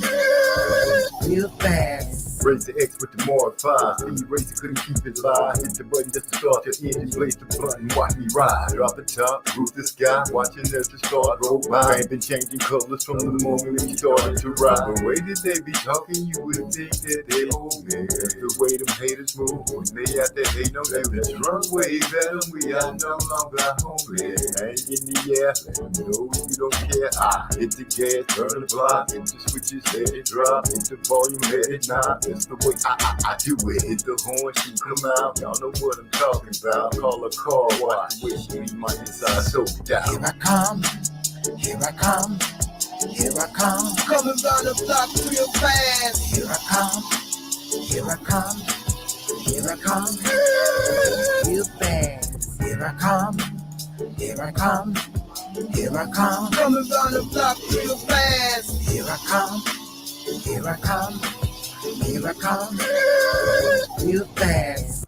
Man, I'm checking y'all out. And Marlo, you make a good point. You're right. It don't matter what they've been messing over blacks and acting like it's all well and good and it should be accepted. And I don't know about a lot of other people, and I don't know how deeply you guys might be into understanding the argument or listening to the argument about the critical race theory and how a lot of people are against it and how some people are for it. And it's not to show make the little white kids feel uncomfortable or feel bad. And I'm sorry if it does make them feel uncomfortable or feel bad. My people been feeling uncomfortable and feeling bad going through the school systems, which they had to actually fight and beg for to get to go into the school systems because white people were fighting the fact of letting them go to school. Once they got to go to school, then they didn't want them to go to school with their kids. You can accept us into the military, and we go fight wars. Actually, I can't think of a war that the United States of America has won without letting their darker compadres help them fight. The ones that they hate so bad. Name a war that they won without the help of the enlisted colored. But that's a story of another race, and I'm not going to dig deep into that. I mean, but if you take that logic into context, then we should be like, yo, we need to stop talking about World War II because Germans feel bad because of their past. It's stupid. Like, yo, we're not saying you're responsible, but you need to understand when you're out here in the world and you're thinking that everything's even, that it's not. And that's called being mature. But the problem is the people teaching it to you aren't mature because they've convinced themselves that they don't have no advantages. They don't want to admit that things are easier for them based on absolutely nothing. And that's all we saying. Like live in reality. Like live in the reality that your ancestors set up, and just understand like it's cool, do your thing. Yes, you've never done anything, but you do benefit from that blood that was on their hands. And that's the point a lot of us are making. And it's like, why would you try to exact yourself as being blind to this situation when there's no way you can be blind? You've had a head start. I don't want to hear people, I understand when people say, "Oh, you can't blame the white man for everything." No, I don't blame him for everything, but I do blame him for the late start that my people got. I do blame them for that. My people had to hide and sneak how to understand what the ABCs are, how to put them together to make words, how to read. Your people were taken into institutions and given the chance to do that freely and willingly with no problem. And this behavior boils over into the sports we love. It boils over into it boils over into everything. It boils over into life, your job, everything like that. What's up, Marlo? What's going on, man? Glad to have you. What's happening, MZ? You Hey, got I don't even think people blind, bro. I just think that it's some in their ways, and some that they like, or something that they pursuing, or something that they, you know what I'm saying, that they accustomed to, that's blinding them. That's why I say I don't know if it's Jim Crow, I don't know if it's Tuskegee experiment, I don't know if it's goddamn me the Jim Jones juice, not Jim Jones juice, but the Willie Lynch. The Willie Lynch letter. I don't know what the fuck it is, but it's weird, man. Like, even I be listening to motherfuckers talk, and the shit, they still be blinded to what's going on. Like, how you ain't gonna see that a motherfucker got the same ways he had forever if a motherfucker offering crack pipes before he offered any other solution. He offering crack pipes. No goddamn hate crime bill for African Americans. None of this kind of crap is being offered to us, but crack pipes, bro. That's a low key, undermined backhand. You know what I'm saying? Like, I do. And to bounce off of your back with that, they've been had that so-called clean drug thing program going on. So Yeah. that's been around for a minute. But the part that I really want to bounce off is, like you said, a person been around for so long and they haven't done anything different. And you just don't point that at the president. You really have to point that at all those politicians, the older ones for sure, that are in there. And you can raise a red flag right now and say, how come a lot of you guys aren't making the noise for, black people? Now you campaigned on black people. You got the votes. You needed the black people's vote to help you and your people push you over. But when it comes down to it, like you said, there's been bills made for everybody, protections made for everybody. The Black Panthers were a national threat. The Ku Klux Klan has never been a threat as far as the government has been concerned. Yeah, I think that. Oh, sorry about that. No, I was just gonna say though, that's what I was saying earlier. Like, motherfuckers be straight up asleep. Like, the conversation going, the shit is weird because, like, if motherfuckers say black on black crime, like when a motherfucker use those words, those are like boundaries. Like, look over there. You know what I'm saying? Don't look over here. You feel what I mean? Because, like, even if you look in the judicial system and you look at the race barrier, even the people that look like us, they have sympathy for people that's white. You know what I'm saying? The majority of the people that's going to jury you, that's going to be on that jury, that's going to be the DA, that's going against you, that's even your lawyer. All the motherfuckers going to have the same skin complexion, brother. The same skin tone. Like, I've been in those seats. Like, I just sat there and looked over the courtroom. All the motherfuckers that's white got suits on. All the motherfuckers that's black, majority of them got the same color. You feel me? A prison jumpsuit. You know what I'm saying? And then when you start reading and waking up, you would think about that, and that's kind of scary, bro.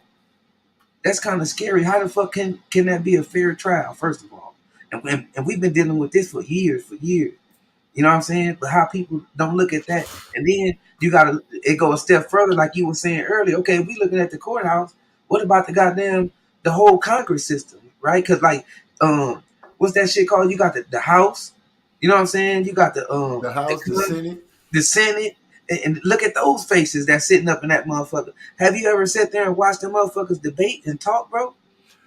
Man, to be honest with you, I have looked at those faces and said, those are the same faces, a lot of them, that was around when people were fighting for civil rights.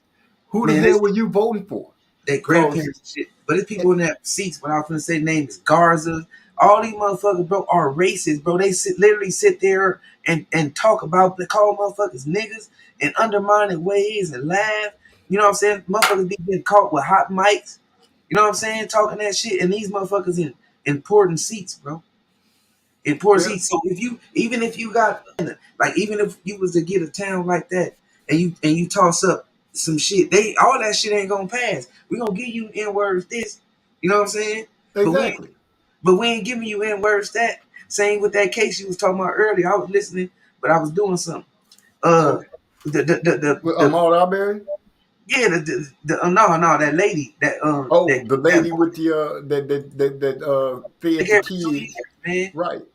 They gave her 2 years, man. They felt sorry for her, man, knowing she committed straight out, flat out murder. But they ain't gonna feel sorry for no nigga, no brother. You know what I'm saying? Right. Name a time they sat up in there and felt sorry for a brother, man. Every time you watch these cases, you see even the black judge in that one dude case where he went in his own house, he was sitting there eating ice cream, and the lady was in the wrong house. The cop shot the dude. Talking about she thought she was in her own apartment. Yeah. Something Geiger. I can't remember her first name. The black judge gave her a Bible, gave her a hug, all kind of shit. I said, this shit pathetic, bro. Ain't no way in hell you gonna give a nigga. I can bet my whole life savings that lady ain't gave nan black person a hug and the day since she been in that judicial seat, bro. Whatever they call it. Hey, this is what I want to say about that, bro. The thing about it is like, you know, we were asking what's this, what's that. It's all of that. We just got to understand that. Too far, I want to welcome the voice of reason in the house, D-Lo 404. D-Lo, salute. Salute. D-Lo. Hey, go. I don't want to interrupt King. Let him go and cook, man. Appreciate you, fam. Yeah, what I'm saying is, like, we're under the impression, like, this shit from day one. I watched the Birth of the Nation, and, you know, I kind of revisits the Emmett Till story. The same thing that they do now, whenever one of our young boys is into some problems, they painted him as being a grown man, and he's this, that, and the third, and the game, man, they've been doing that shit forever. The problem is we haven't realized that there ain't no victory, bro. Like, they run this is their shit. And they can dictate whatever. There is no such thing as fairness. There's no such thing as there ever being evil. You will always be at a disadvantage. You will always be in a situation where you have to worry about your son going out somewhere. It's just not going to change. And we don't want to deal with that reality because it's crippling. And we feel sorry for them because we've been told images of, oh yeah, all white women are these innocent little ferrets that can't break anything. And if they make a mistake, oh my God, it's, you know, the whiteness is the snow and all this crap and Black Friday and black people are the darkest spirits and all that. Man, that is all market, man. They've been brainwashing and programming people how you view people for a long time. And the more time that goes on, the worse it gets. It doesn't matter. There's just nothing you could do. So those situations we're talking about, we should even, like, the worst feeling is if once you get used to it, but that is how it's been. It ain't nothing changed. That we just now seeing it on TV all the time. Black people probably been doing that stuff. We just never got to see it every time it happened. But my original point was that we are effed up. Like, you know what I'm saying? Like, a motherfucker just don't give a fuck. That was my original point. Like, motherfucker just run around this motherfucker like it just really don't exist, and it ain't gonna bother them until it actually touch them. You know what I'm saying? To it get to them. But it ain't about you. It's about your kids, man. Your grandkids. You know what I'm saying? It's gonna be them that's gonna feel this shit, bro. If it goes on, if it continue to go on, It's gonna get worse and worse, man. They putting in judges and shit that's gonna be there that can't never get fired. You know what I'm saying? They putting these people in some of the coldest spots, man. And we watching this shit though. And letting it happen. Yeah. And I ain't just talking about me, you, and D-Lo. I'm talking about the people, the brothers and sisters that actually in those seats, like the Kamala Harrises and what's the brother name from New Jersey? The light skinned brother, Booker. Pretty Booker. cool brother. He be in there fighting and shit, fighting them racist motherfuckers by himself, bro. I seen that man take on like 4 motherfuckers, man. They all was defending the dude who made the racist remarks. And they was all going to talking about old boys being what they be calling that shit when the motherfucker raise his voice? You being hostile. Like, yeah, you being hostile. The only thing they kept saying is he being hostile because he's loud, but totally ignoring what the man said for him to get hostile. You feel what I'm saying? That's always the MO. That's always the way they go.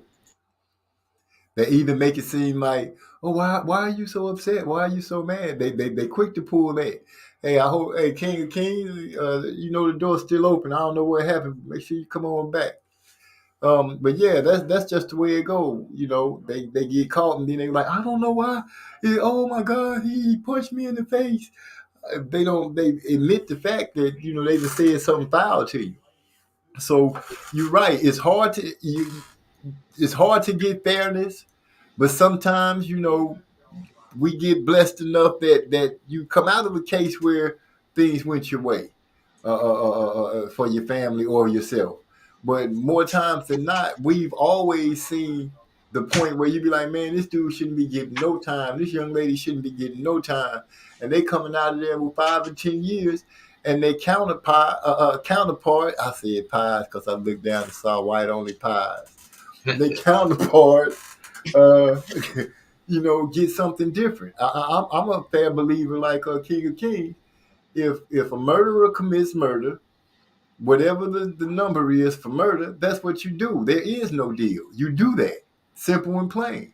But no, people that money and skin tone and friends on the golf course make deals for you. And how can people say race don't matter when golf courses here in America, some of them just became inclusive of black people when Tiger Woods started winning? Well, I be seeing different, bro. Like I see let's just take it for instance at your job. You know what I'm saying? You see some shit like that go down, and you got a motherfucking nigga saying, I ain't got nothing to say about that shit. I ain't gonna do my job. You know what I'm saying? Like it be shit like that going on. Like you ain't gonna lose your job, nigga. Eventually you gonna lose that motherfucker when they don't want you no more. When they ready for you to go. When they need a spot for their people, your ass next, nigga. You know what I'm saying? Like you always got them motherfuckers that like that dude on the Django, Samuel L. Jackson played. You always got them type of people, brother. Like it's even people like that, a content creator that remind me of him. Like all he do is talk about motherfuckers that look like him, and he pick them at their weakest moments, bro. Like he pick people that's been hit with a violent, like they brother or sister being killed or something. You know how they be crying on the news and shit, come outside with they bonnet on and shit like that. He picked those moments to make fun of them people. You know what I'm saying? Wow. Like this particular dude, and a lot of people, even art people, go over there and pay attention and listen to that shit, subscribe to that kind of shit, which that shit is foul to me. Like, you know what I'm saying? Yeah, we got issues. Like we got issues like a motherfucker, but ain't nobody trying to have a solution for those issues or where's the problem coming from? You know what I'm saying? Yeah, you gotta be willing to say. The problem that we got these days, bro, is different than what our parents had, man. These youngsters is wild, man, on some other kind of drugs, man, doing some other kind of shit. You know what I mean? Everything is about clout. They'll sell their mama out for some clout, man. You know what I'm saying? Right. Like, that's what it is. So I don't understand, you know what I'm saying, why it's a problem where motherfucker ain't just really sitting down looking at it for the totality. Like, what's the solution to this shit instead of knocking? You know what I'm saying? Because we can easily avoid ourselves from them certain kind of buffoonery type of motherfuckers, right? You just don't have to subscribe to it, man. You know what I'm saying? And once you're not subscribed, let all the white people that like that kind of stuff, let them go over there. And you can look in the chat and you could point them all out. All these motherfuckers got to be racist if they in here getting entertained by this right here. You know what I'm saying? I don't give a fuck if the message he using that for a message, you still making our people look bad, brother. Cause it ain't even that fucking serious. You know what I'm saying? We Yeah, all I got got you. the shit started in the household, man. And maybe that's the problem, man. Maybe Biden affected us more than we thought. You know what I'm saying? Cause shit started in the household, man. If motherfuckers don't respect their elders, they had to come from because they didn't grow up that way. You feel what I'm saying? Right. It had And you can kind of look at in some cases you can look at the family bringing up, and so in a lot of cases you can look at the time and the era of when those kids grew up. You can kind of point it out. It's not as hard as some people make it think or make it seem, because if you know better, you teach. You can't make a person accept the learning. You can only put it out there. And if they don't accept it, now that's on them. But if you know better and you see somebody going in the wrong direction, hey, you give a teachable moment. If they take that teachable moment, that's on them. But you start at home. You're right. You start at home and you make those teachable moments with your family, with your kids, with your nephews, your nieces, sons, daughters, sisters, brothers, your family. And if your teaching is any good and your family accept that, then it's automatically gonna spread out, because they're gonna give those same teachings to their friends and stuff like that. Because a person is trying to make it in a certain direction and do good, don't want to be dealing with somebody who's gonna be bringing bad. They're gonna make one or two choices. They're gonna give that person who they want to be with them the knowledge to follow right, or they're gonna not be bothered, or they're gonna let you screw up their life. And I don't know too many people that want to let you do that. So go ahead, Voice of Reason. What you got to say? Yeah, I agree with what you're saying, man. Like me, man. You know what I'm saying? I got four sons. You know what I'm saying, and got one up in Maryland. You know, my oldest son, and the rest of them they here with me. You know what I'm saying, in the house with me. Okay. And you know what I'm saying, and it's they I'm constantly finding myself in situations where I'm had to give them life lessons about things and try to give them a playbook and try to get them to understand. But at the same time, I do gotta understand that how how I may see myself and how I want them to see me may not necessarily be the way they see me at all times because of outside influences. You know what I'm saying? So sometimes me trying to teach them things, they looking at me like, oh, I'm just an old dude who, I ain't up with the times. I don't understand this. I don't understand that. And you know what I'm saying? But at the same time, what they don't understand is that it's just like the old folks used to tell us, ain't none of this stuff new. You know what I'm saying? Like all this stuff is like a repeat of what done already happened. It may be a little remix to it and this, that, and the other. But at the end of the day, the same things that my uncles and my stepdad and my granddad and all them were trying to tell me coming up, it really, it really applied to those times, even though that was not the time they grew up in. So, you know what I'm saying? It's just it's a constant struggle, man. But I look at it like with me, I'm never gonna stop trying to teach, you know what I'm saying? And not just my kids, like anybody under me that'll listen, you know what I'm saying? And like if I have encountered, some kids at a corner store or something, you know what I'm saying, and they might have asked me a question about something, but I didn't just, they might have asked me, did I know what something was, or could I loan them $1 or something, whatever it was. And I look at that as an opportunity, like, okay, well, you open the door, I'm gonna ask you something about yourself, you know what I'm saying, and I'll use that as an opportunity to have a conversation with them and try to see where their head at and try to give them a little, drop a little gem on them or something. Whether they take it or not, I feel like it's my obligation as an elder to try to pass along knowledge, to try to steer the youth away from some of the pitfalls and some of the situations I found myself in, some of the pitfalls in which I lost some of my friends in, you know what I'm saying? So I just look at it like, man, it's a responsibility and an obligation. But like you said, if they don't want to receive it, it don't matter who they are, no matter if it's your kid, no matter if it's a stranger, no matter if it's, a friend of yours, child, or whoever it might be. If they don't want to receive it, it's going to be tough, but, you just got to keep trying and hope that you can get through to them before eventually something's going to get through to them one way or the other. But you want to be able to get through to them before something negative happens. Exactly. You always want to get through to them before something negative happens, and they don't realize there's so many snares out there. And I'm talking about the youth, period. More so our youth than anybody else's, because I know as the skin tone get brighter, the less problems you have.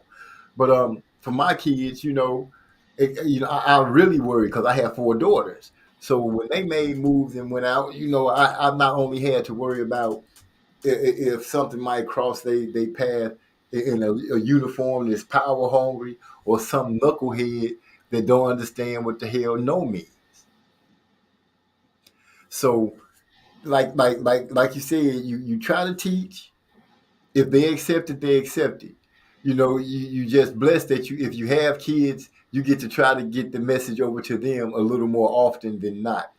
Um, Simple as that. A lot of parents look at their kids making moves and feel like they failed.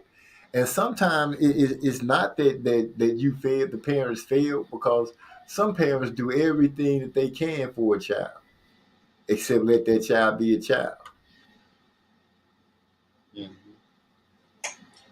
Yeah, man. That should just be tripping me out. That's what I'll be watching. I'll be watching motherfuckers, and I'll be tripping off how motherfuckers be so smart, but yet so motherfucking blind, so ignorant to certain situations. You know what I'm saying? But then again, you got to think maybe it benefits them. You know what I'm saying? Maybe they see it, they just willing to accept it because it benefits them somehow. That's why I related to a job. You know what I'm saying? But Right.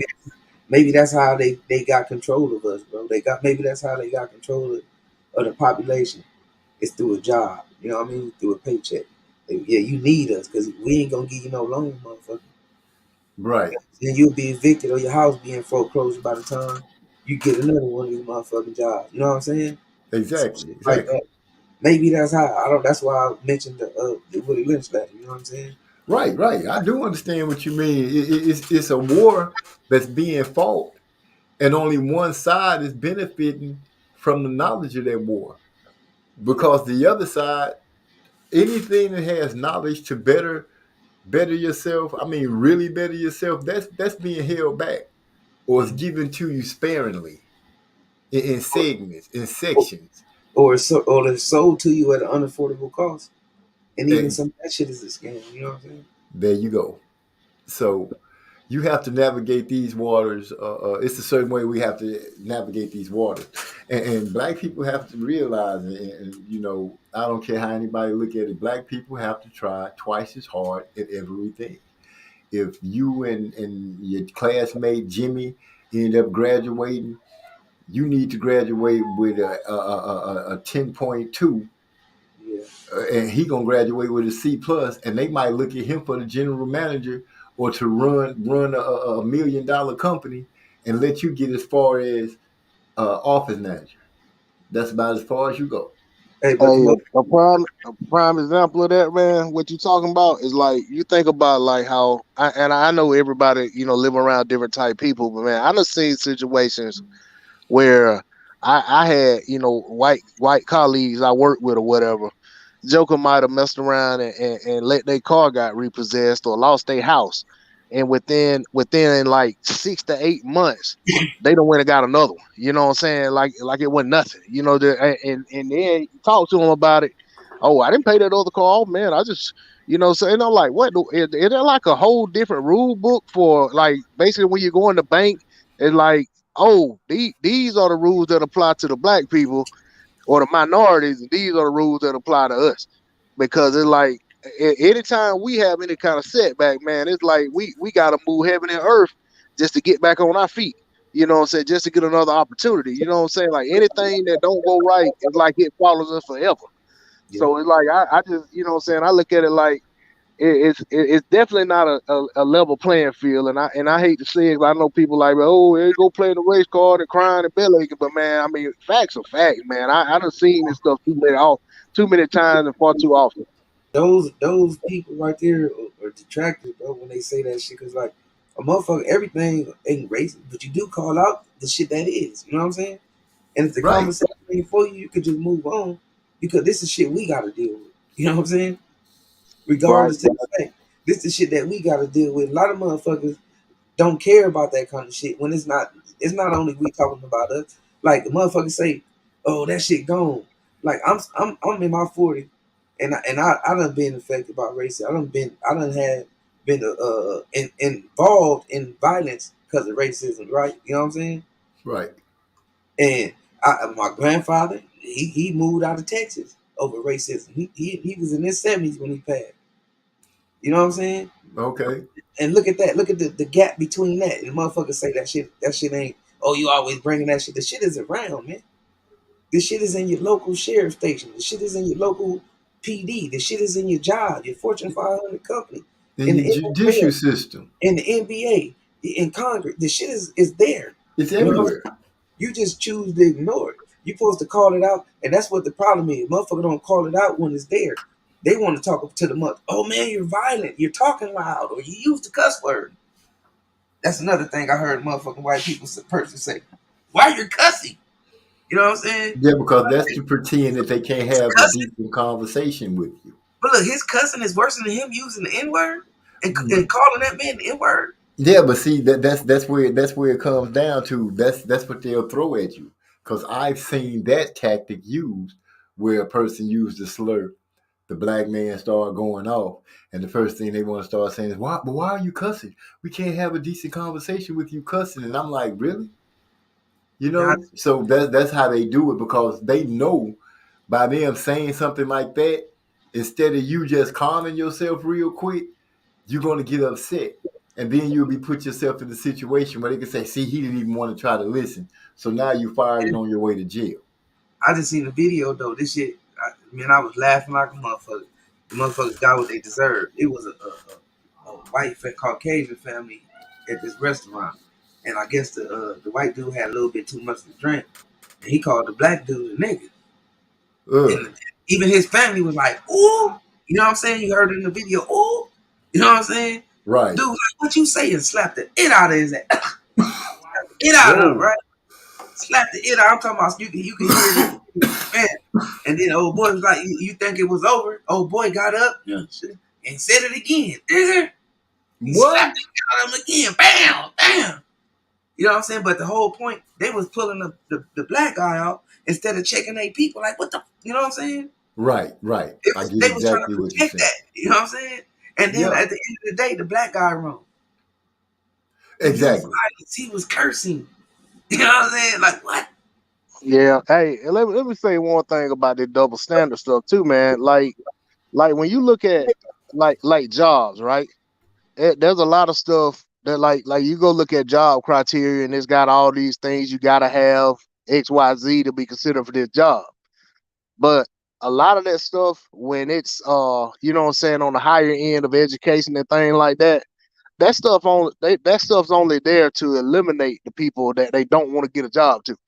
Because there done been plenty of situations where I done seen where certain stuff was said that you got to have to get a job, but when they want to give it to certain folks that, you know what I'm saying, got a certain shade or whatever the case may be, they'll slide right past those. Oh, well, that's not necessarily a requirement. It was just, that's something we prefer that you have. But then you let one of us go try to get that job. We got to have everything they got on that requirement and some, just to even get an interview. You know what I'm saying? So, you know, it's hard to say that racism don't exist when you see things like that happen.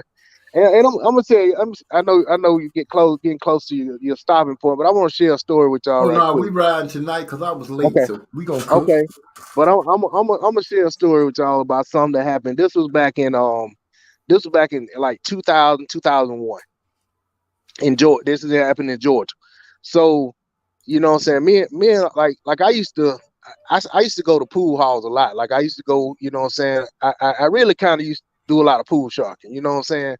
And go gamble a lot on the pool, shoot pool and stuff like that. So what happened is the pool hall that we usually would go to, they were having this tournament, and if you didn't register early enough, they weren't gonna let you in. Plus, they wouldn't let certain people, like somebody that gambled, you know, a certain amount, you know, like it was certain people they had on the list they didn't really want to get in anyway. So we couldn't get into that. So some of my partners, they were like, man, let's go over to this pool hall on the other side of town. And it actually was closer to where I lived at. And I said, man, I was like, man, if I'm gonna go over there, I'm just gonna go on to the house. I don't even feel like going, I'm like, I'm gonna go on to the house. So I went to the house. Well, the next day, I had, my partner, I was talking to him. I was like, hey, man, did y'all go over there and shoot pool? They said, man, you ain't gonna believe what happened. I said, what? They said, man, we went in there, we walked in the door, and it wasn't but two of them. They walked in the door, and they said, everybody just stopped what they were doing and looked at them. And they said the dude that was, behind the bar that owned the place, he was like, hey, y'all lost? And he was like, no, we just came here to shoot some pool or whatever. And the dude was like, no, we don't mix in here. And he was like, and they were like, what do you mean? No, we don't want nothing to drink. We just trying to shoot food. They was like, no, we don't mix in here. And they were like, huh? And the dude was like, look around. And it was like, you follow me? And they was like, oh, okay. You know what I'm saying? And went back out the door. And you know what I'm saying? And then hey, we never tried to go over there again. But it's like, you know what I'm saying? Like basically they had a whites only pool hall. You know what I'm saying? Like they didn't want our black guys in there. You know what I'm saying? Like I said, I went with them, but I don't believe these guys that have been telling a lie. And I know I thought that would be behind the scenes when I was on mute. I was like, damn, I sound like White Only Pie right there. Hey, I'll tell you when I like, I'm from Georgia, you know what I'm saying? And my wife, she from South Carolina. When I told her this story, you know what I'm saying, probably about 5 years ago, and she started laughing. She said it ain't funny, but that made me think about that movie Life. And I said, yeah. I said, but at least them joker had system not to ask what can they do to turn the white on the pool tables into some black pool tables. Oh, that would have been terrible. But I'm telling you, man. But it's you know what I'm saying. Like they took it serious because we know stories. You know what I'm saying. Like we know stories of things that done happen where nobody got arrested for stuff that everybody in town know what really happened. And you know what I'm saying, this stuff that happened in the early 80s and stuff like that, you know what I'm saying, when I was in elementary school and stuff, where, you know what I'm saying, dude got killed that was dating a white girl, you know what I'm saying, and stuff like there's different things that happen, you know what I'm saying, and people would get off, and you know what I'm saying. So it was like they took that serious, you know what I'm saying. They didn't play with it. They was like, okay, you know what I'm saying, we know where we at, you know what I'm saying. They respected it. Right, you can't do nothing but respect it when you ain't in a situation but to do that. I understand the situation of a family moving because of a situation like that. My grandparents, my grandfather, my grandmother, real fair lady. White folks thought she was white. Grandpa got killed because of it. My grandmother moved our family away from down south to north. So I know what you mean when you speak on that. I also worked for a guy in Houston, Texas, white guy. I used to deliver pickup cars from the auctions and drive them to different spots and drop them off. He owned a bar, and I walked in there to get the gas card, and I instantly knew I had took a step back into the past, and this was in the 90s. And this place was right off of Belford, right before you get to the Beltway. So, it is what it is. But Hyphy brought up a point. He said Marilyn Mosby is a Maryland state attorney. She was what you got there? All right, what is the button? She was the first black, in the position, really putting it down and stopping the bullshit. But she gets almost no help from her black peers. He also followed up with none of these YouTube channels or online organizations are serious. Eldridge Cleaver is in his grave laughing at every single one of them. Then he gave King of Kings props and said, I like what King of Kings said the other week. He let his brother talk to his son because sometimes they can receive the message better from an unfamiliar voice. I'm going to stop right there and say you all right. Sometimes, your son or your daughter might have a favorite aunt or a favorite uncle, that you could, if they think like you think, they might just know that dialogue to use between themselves and your child. You always have to look at that. I try to make sure that I know the dialogue that my children speak, and I try to understand the world that they live in because, as a father, my world has changed a few times because of my kids growing up and what they go through and what they've been through. I don't pretend to have done something that's so bad that I can't tell them about because I haven't. I just let them know, look, we all been kids. Some of the messed up stuff you gonna do, I've done. So if it come down to something that might be a little too hard for you to make up your mind about, talk to me and your mom, because we both been kids. Don't hide nothing from them, but try to understand their language, their lingo. So that way when it come down to talking to them, you can talk to them, bruh, what are you doing? Because I have to hit mine with that sometimes, because bruh is their thing. When back in the day, bruh wasn't a thing, cap and all that. I damn near got a journal writing down everything these kids be saying nowadays so I can make sure I can talk to them. But it is what it is.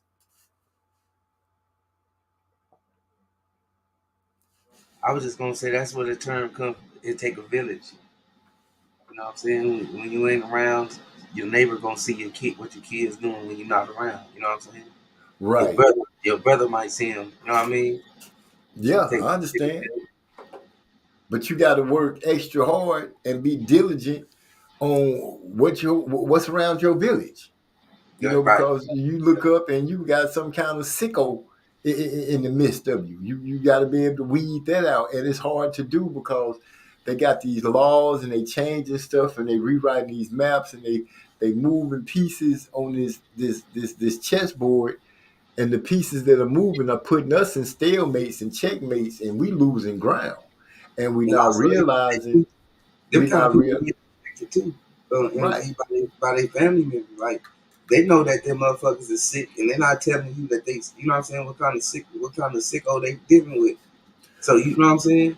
And I could look at that two ways. I could look at that as a family being like, dang, I don't really want to be letting people know that such and so crazy or whatever. But at the same time, they got the hope that maybe this time they won't do something stupid. You could have that. Ain't nothing wrong with somebody that you consider your neighbor, somebody you trust. You know what I'm saying? Be like, hey man, you know what I'm saying? Keep a lookout for this crazy motherfucker. Yeah. You ain't got. It ain't like you spreading the. You know what I'm saying? Right. Trying to embarrass a motherfucker, but you finna let the important information be known. Hey man, don't.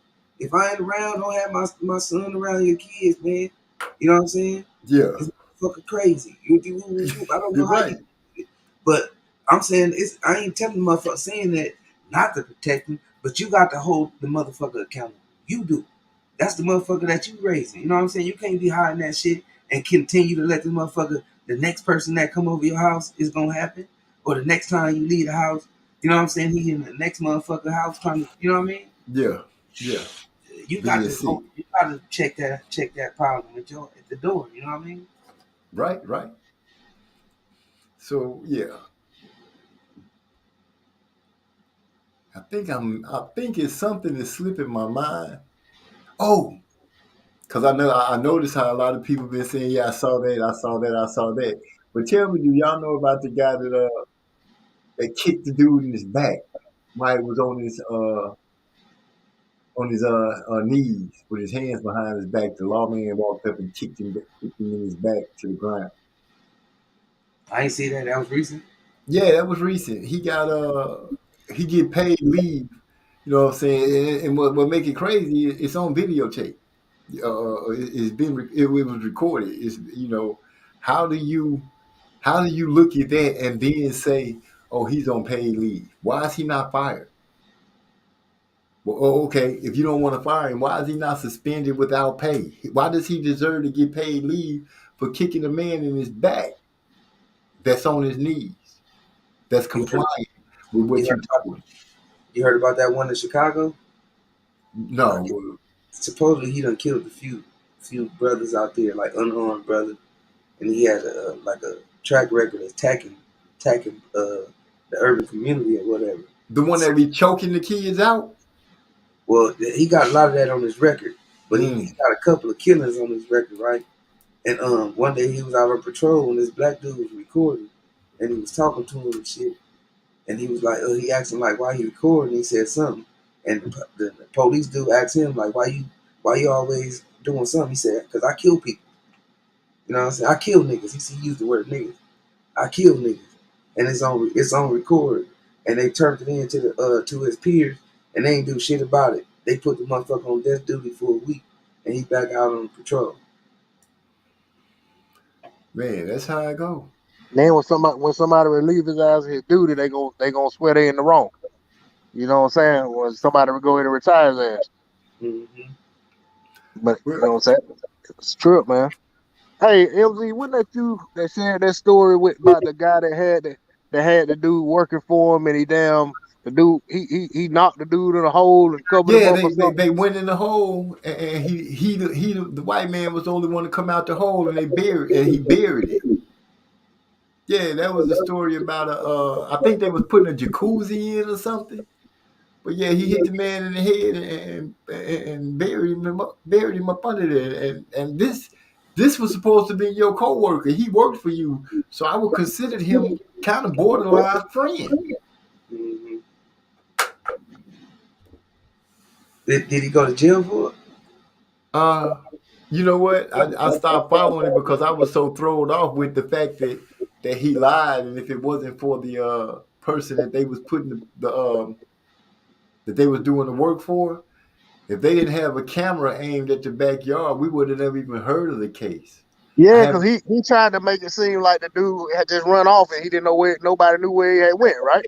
Right, like he got paid and like he probably left town or something. Wow. Got caught red-handed. Yeah, red-handed. But, you know, they didn't make a big deal out of that. They didn't give a lot to their case to be followed up on. You know what I'm saying? When we hear about it again, it'll probably be maybe it's about 2 years, almost a year and a half, 2 years. It'll be about 2.5 years before we hear, if we hear that, oh, this case took this turn in it. I know y'all heard about the sister that on that dating app. That's some suspicious shit right there. The sister in I think she was in Texas or something. I don't know exactly what state she was in, but she had met some white dude on the dating app, and I guess she ended up somehow inviting her to his house. That according to him, they had drinks. He fell asleep with her in his arm, and she woke up bleeding out the nose and shit like that. Something had happened, man. She had died, bro. And he claimed to not, you know what I'm saying, know what happened. And they ain't did no autopsy and all that good stuff. Like, there ain't nothing came out. It's like it's a secret. I've been trying to look for it. I don't know the lady's name or nothing. Only thing I could look up is the dating app, homicide or whatever. But that shit, I couldn't even find the shit, man. But it was reported on the news and everything. Say she ended up dead in his arm, blood on the sheets, and then they said that the way they investigated, they just took the dude's word for it, and then do no fingerprints, forensics, nothing like that. They left the bloody sheets and everything, but the girl parents saved all that shit though. Yeah, that's the same. It's kind of the same thing. If it wasn't for Martin Arbery family raising so much hell, those 3 men would be free right now if his family didn't keep raising hell. Yeah, that one dude, he the one who really helped him out, and I just helped Arbery out. He wasn't helping McMichael about using that video. He recorded the shit. Yeah, but come to find out, he was just as foul as they were. They found out that he was foul too. So yeah. He was helping trying to stop that young man. They killed that boy. He thought he was taking a video to a KKK rally and brag about it. Yeah, I think them dummies thought that video helped their case. You know what I'm saying? Like I know that sounds crazy, but I think that they thought that the story they told, if they told it the right way and you watch the video, you would see it the way they said it happened. You know what I'm saying? And it's like that shit didn't hold weight. You know what I'm saying? Like that was just to me, it was cut and dry. But I can understand how somebody who thinks the way they think and they're used to living under a system that is always in their favor, that they thought that it was going, because actually it did. Initially the DA, the DA, basically that lady was gonna let it ride. But I think she need to be brought up on charges and no longer allowed. You know what I'm saying? Like, they brought her up on charges. Okay. Yeah. Good. But going on what you're saying, yeah, I agree with you 100%. But the thing about it is, the way they think, like you said, they think a certain way, but they mind doesn't broaden out to the fact that you guys just put this in front of not just the people that you gonna show it to in your little town. The whole world saw this. And they use the N-word now. Right. The whole world has seen this, and you can't put this back in the bottle, and you can't make a whole bunch of people look at this and say, oh, this was self-defense. He was running because he was a crook. No, we all saw this, and so much pressure was put on people because things that's gonna always make people do something. If money is gonna make pretty much everybody do something, but these people in these positions that it takes votes for, if you put a certain amount of pressure on them where they think they'll lose their job, they'll act right. Hey, he wasn't even a cop. Remember, he was claiming to be a cop. And that's what he thought it was gonna help him, D-Lo. He was trying to say that his training with his law enforcement training and all that. So the lawyer was asking him stuff about his training. He couldn't even explain nothing about it. Oh, you talking about the son? Yeah, the son. He was claiming because he the one that was using the N-word. He's like, I got that nigga or some shit. And then the other dude, the one that was recording, he used the N-word too.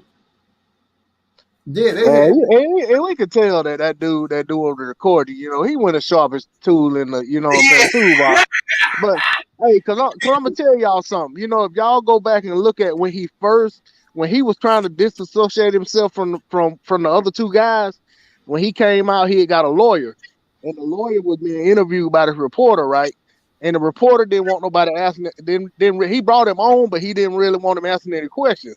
And the reporter was like, the reporter was like, hey man, he was like, hey, can he answer the question himself? And he was like, he basically tried to make it seem like, well, my client really don't understand, blah blah blah blah. And he was like, oh well, I was like, oh man, don't tell me he gonna try to make it seem like he just some imbecile and he don't.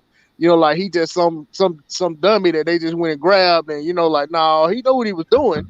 He might have poor judgment in terms of bringing that tape out, but he knew what he was doing that day, and he knew, what I'm saying, he knew what the goal was, and he was all on board with it. Yeah.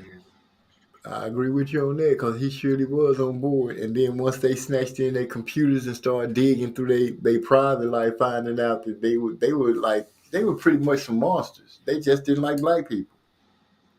Talk bad about them every chance they get. Mistreated them at work. All kind of stuff. There's a lot of stuff that came out in their federal hate crime. A lot of that, man. They didn't even want to do. You know what I'm saying? Like they had even if he'd have been walking. Never looked at that house or anything.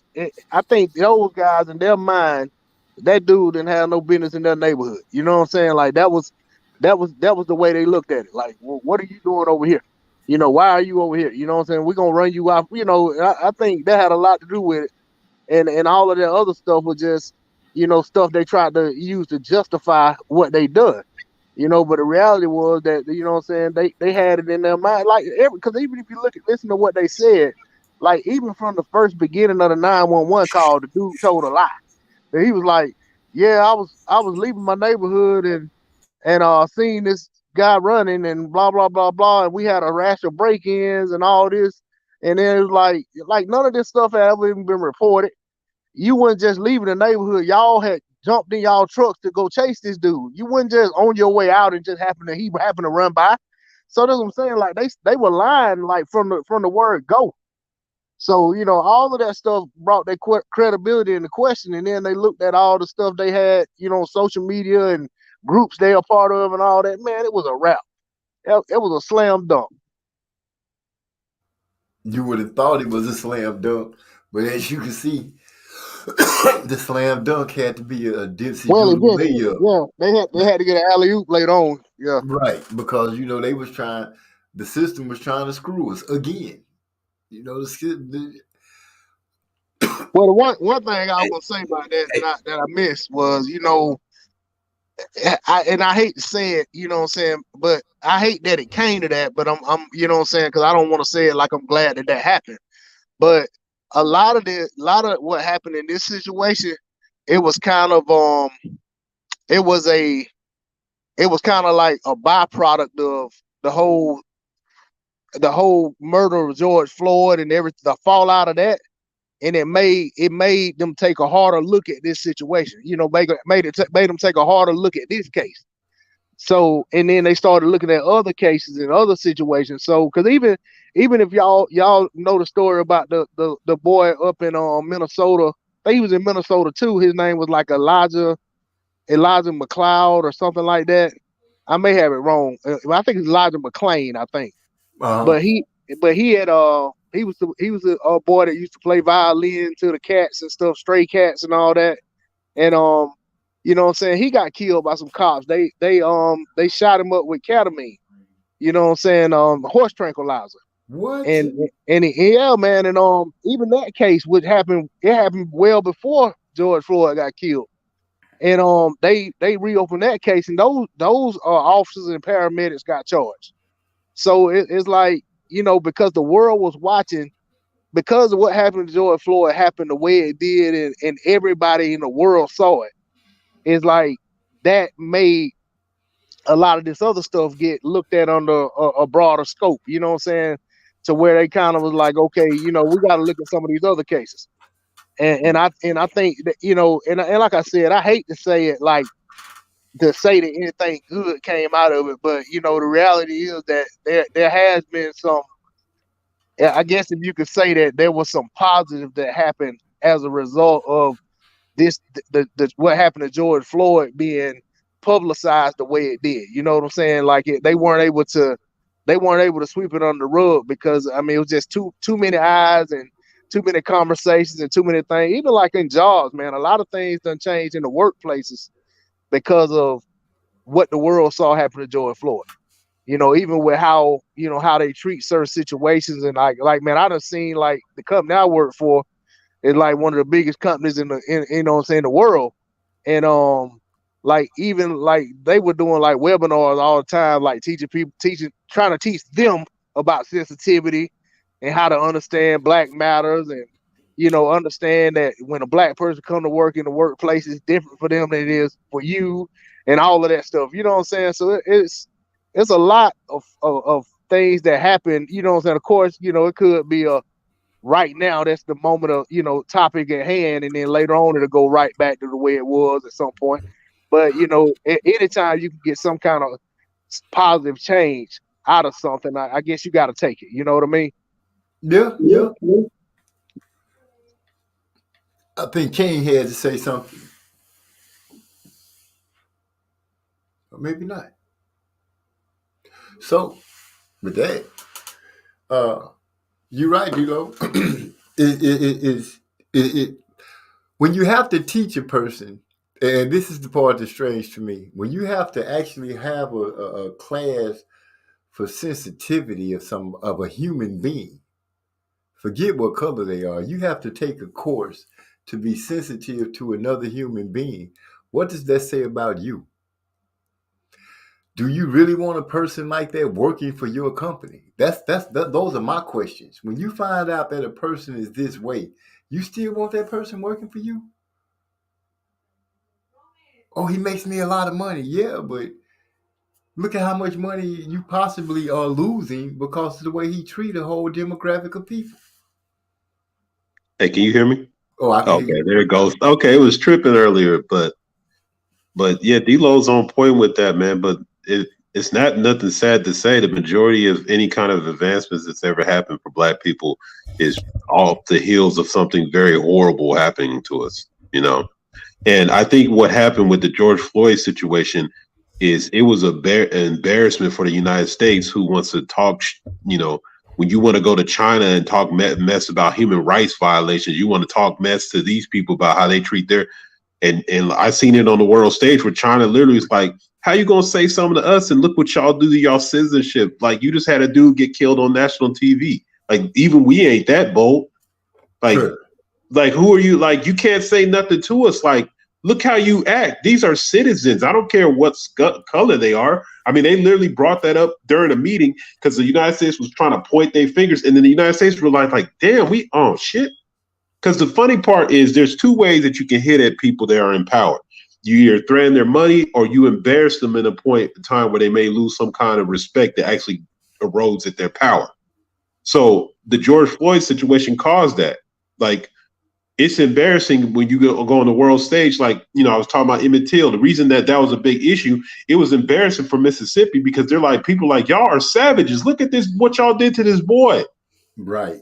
So the world was looking like, y'all are animals. You just strangled this man, and this man was hollering for his mom, and you just killed him in front of everybody. Don't you say nothing to me. Look, y'all are savages.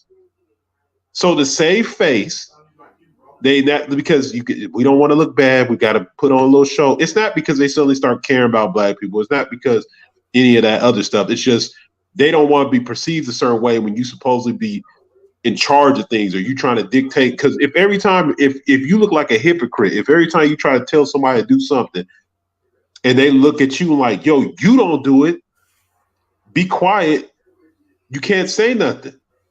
And that's, you know, so that's why these changes are happening. And then low key, there is good people out there that realize it's wrong for black people to be treated a certain way. And it's not fair. And yes, some of the stuff we're saying, a good majority of the stuff we've been talking about is the truth. If black people can never be accused of complaining, if we happen to bring voice to something that you should already acknowledge as being wrong. Facts. If you know it's wrong, how are we complaining that you should be standing, unless you don't want to stand on the side of justice? Now, if you don't want to stand on what's right, then go ahead and say that. Go ahead and say, I really don't give a damn about anybody but me and my kind. I could accept that better.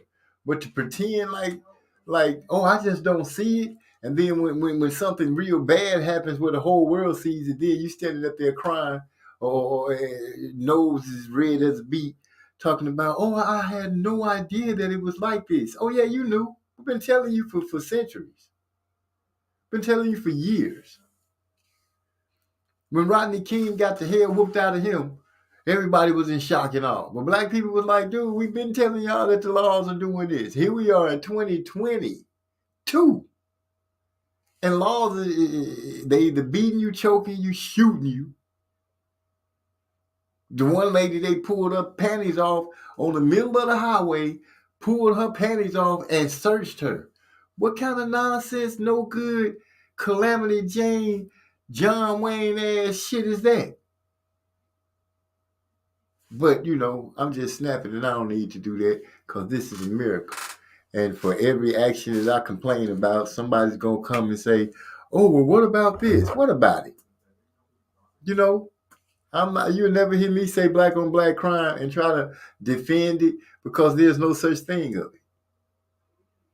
That's just the way I think about it. Don't ask me to speak a certain way. I'm going to call it like I see it because that's the only way to do it and put the facts out there. Try to give a situation the best help to get rid of the problem is educate yourselves. Tell our youngsters, educate themselves, push for them to be educated, be involved in their schoolwork, be involved in their friends, be involved. So what if my daughters thought I was a little nosy sometime?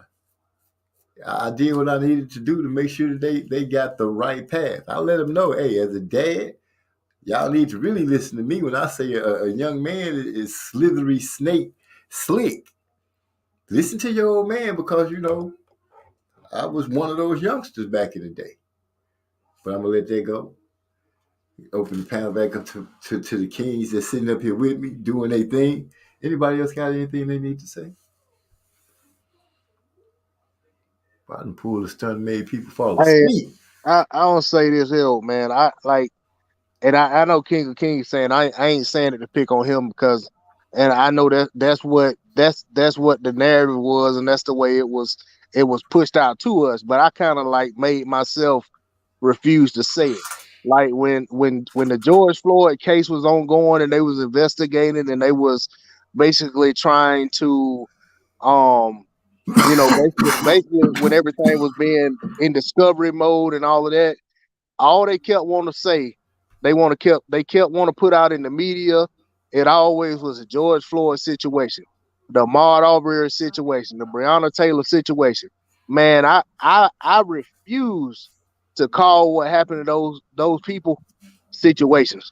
I called them for what they were. And I felt like anybody who was speaking on it, especially in the media, I felt like they had an obligation to call it for what it was, because we can't let them water down what's going on with our people and call them situations. You know what I'm saying? Those were homicides, and two out of the three were found to be so in court. Now the Breonna Taylor homicide, it to date, it's pretty much gone unpunished.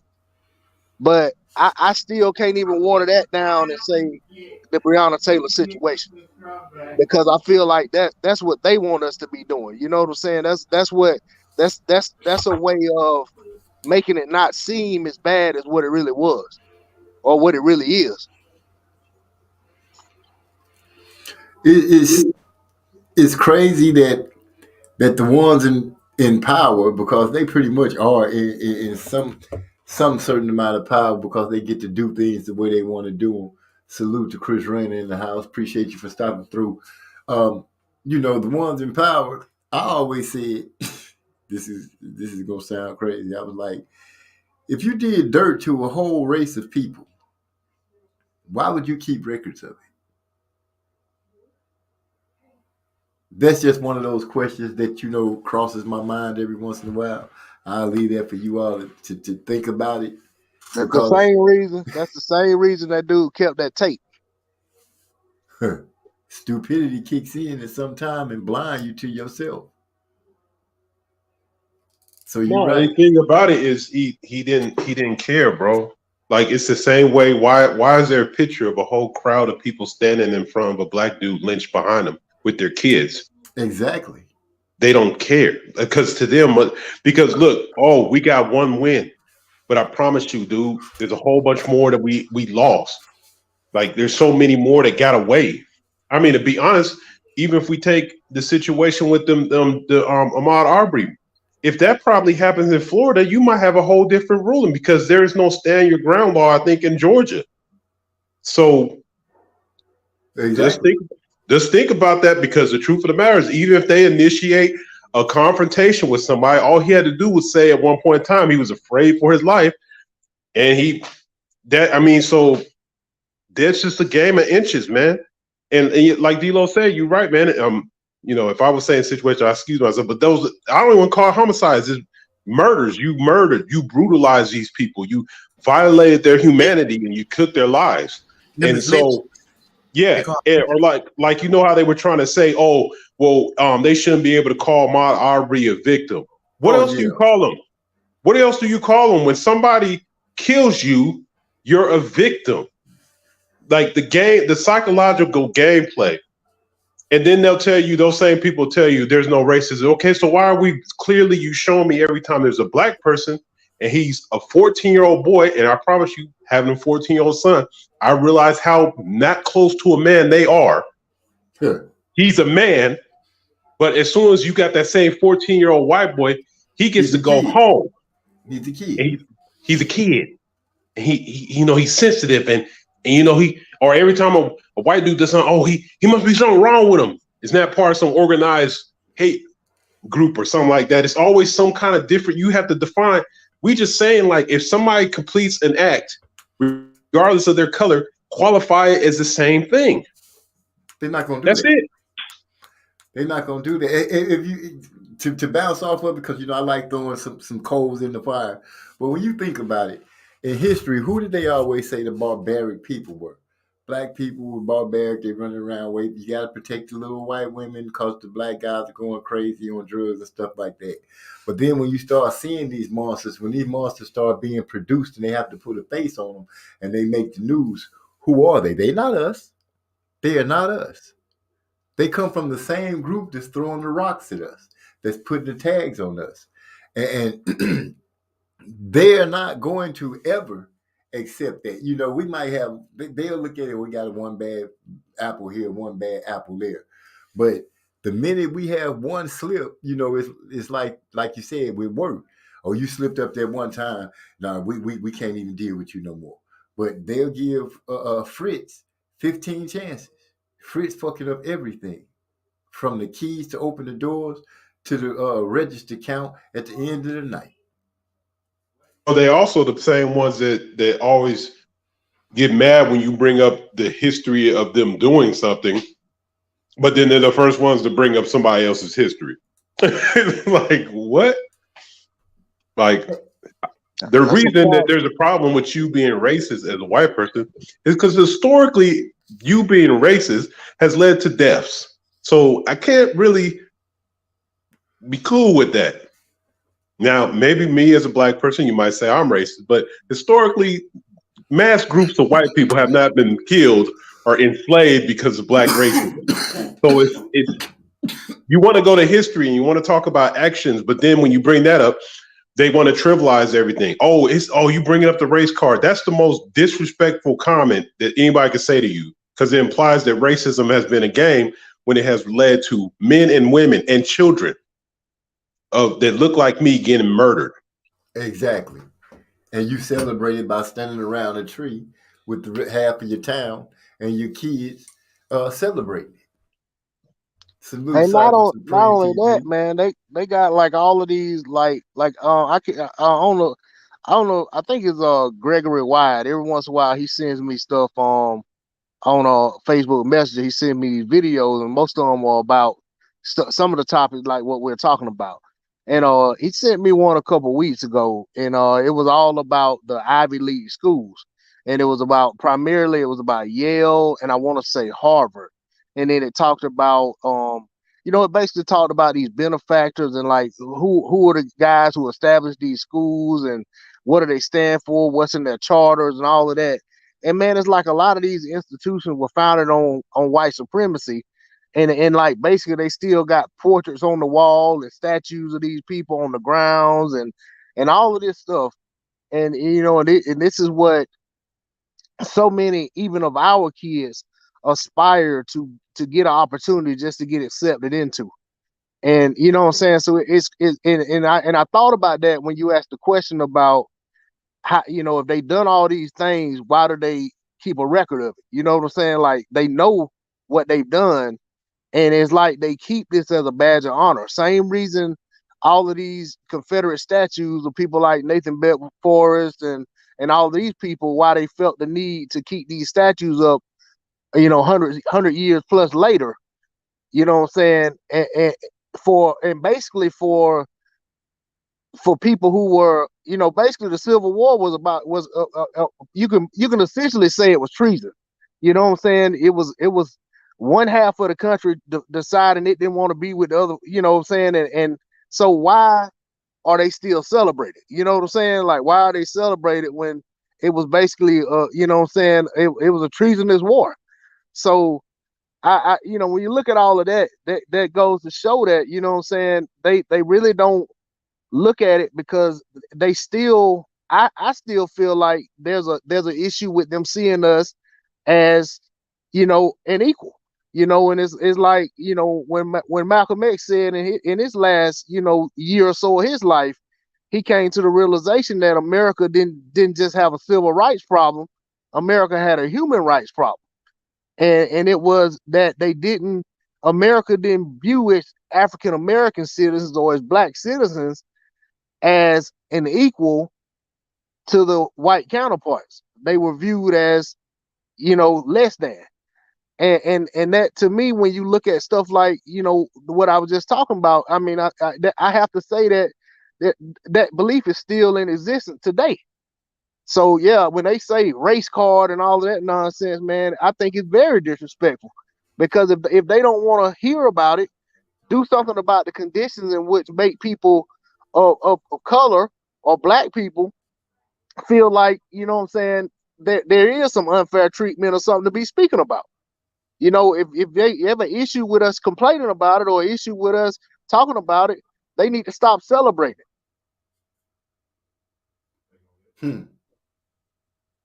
I feel you with that one. And it's hard for a clear-minded person to argue against that.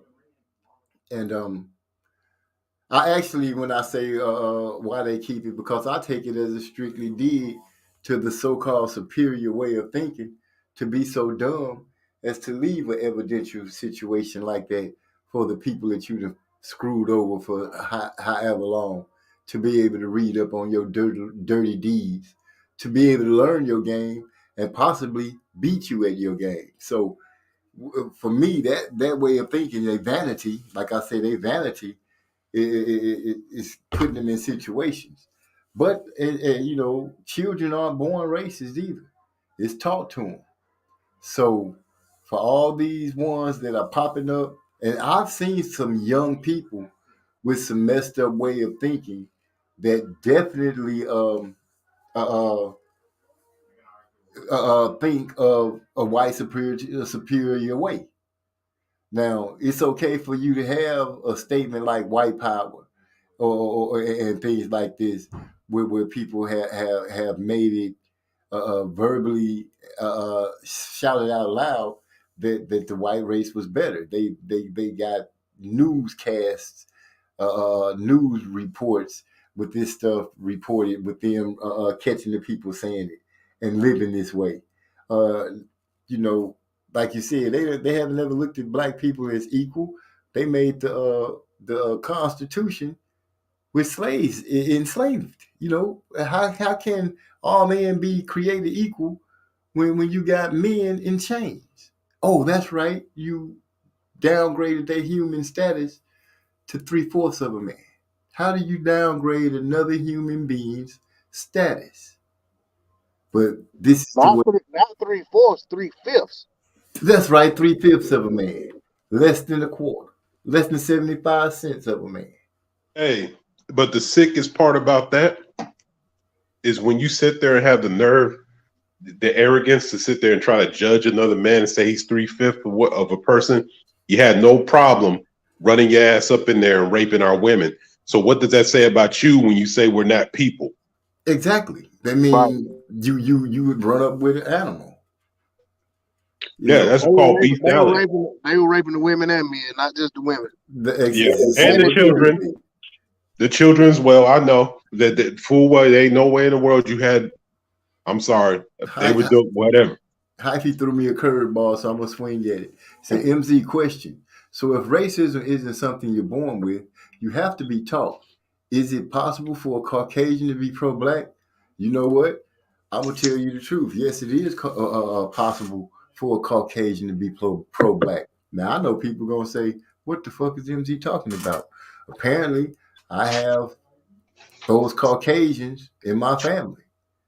You know, so I've seen a Caucasian literally be willing to go to jail in place of a black person, to stand up and fight tooth and nail for a black person. That's possible.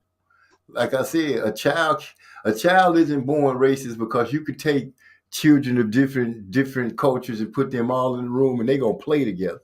They're gonna play together all the time until some grown-up say, "I don't want you playing with them no more because of this."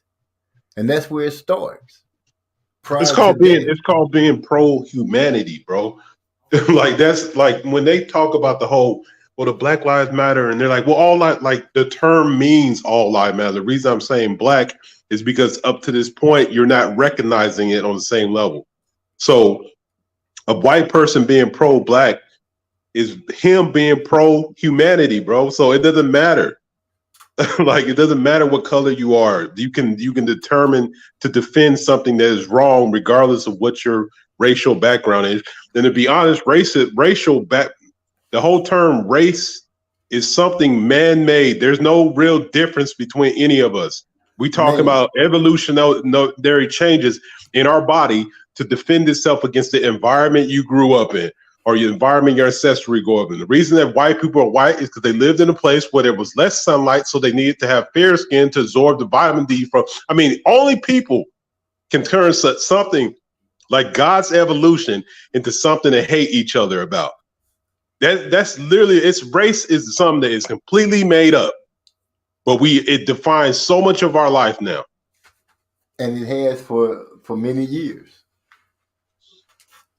For many years. But I agree with you on that. I don't believe in a bunch of different races. It's a human race. You know, you got that. And I'm one of those people that'll throw that in your face real quick. It's a human race, and then you get everything else is people. How you gonna treat you? How do you want to be treated? Let's start there. I want to be treated fairly, you know, with some respect.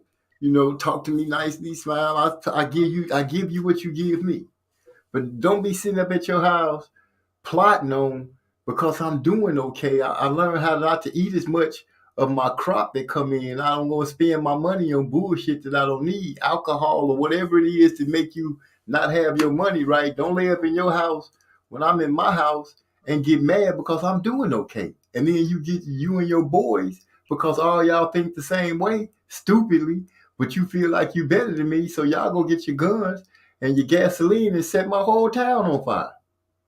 Oh, was I talking about Black Wall Street? My bad. Salute Warzone in the house. I'm just saying, you know, that somebody got mad. It wasn't because some black kid said something to some lady in the elevator. They didn't give a damn about that.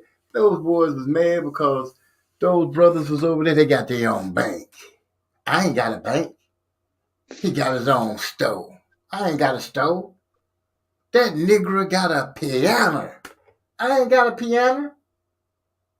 Hey, it was even deeper than that, man, because that's just the part that this finally became mainstream. We were heavily represented in some of these southern governments. We were making inroads in all kind of things, man, and they had to stop it. And we just get the big, like, I've seen stories where I was watching, like, you know, these Steve brothers had started a store in town. It was successful, blah, blah, blah. The white boys got mad, shot them, and burnt the store down. It's not, there's no reason. The truth of the matter is they're under the impression because of their privilege that they should be doing better than us. And when they see somebody doing better with even worse conditions, instead of being like, you know, because people like to use the word accountability, instead of being accountable and saying, hey, well, maybe if you were disciplined and you went out and did what you needed to do, you could be in the same position. No, he must be up to something. He must have did this. Oh, well, no, I'll just burn it down. Then that way he can start all over, because our wealth has been reset so many times that even as far as we've gotten, they said over the last 20 years, the wealth gap for black people has grown between us and regular white folks has grown. It's gotten deeper because the truth of the matter is you can't keep resetting. You can't keep rebuilding the house. Eventually, it's going to get harder and harder and harder. And then at some point in time, you're not going to be able to do it no more. Exactly. Because you're going to get old and die and everybody else going to move on. You know, so yeah, you get reset a lot. I feel you with that. It's just the whole system stinks. But you know we got the hard end. We know we have the hard end of the situation, so we got to make moves on it the best way we can. Until hopefully, you know, I know I can only reach so many people, but hopefully we get a swell of enough where our people realize that, hey, if we move together and move strongly, we could do something. Do you know how long people have been? I have heard people from when I was a young man, a little boy back in the 70s, talking about buying black, supporting black businesses.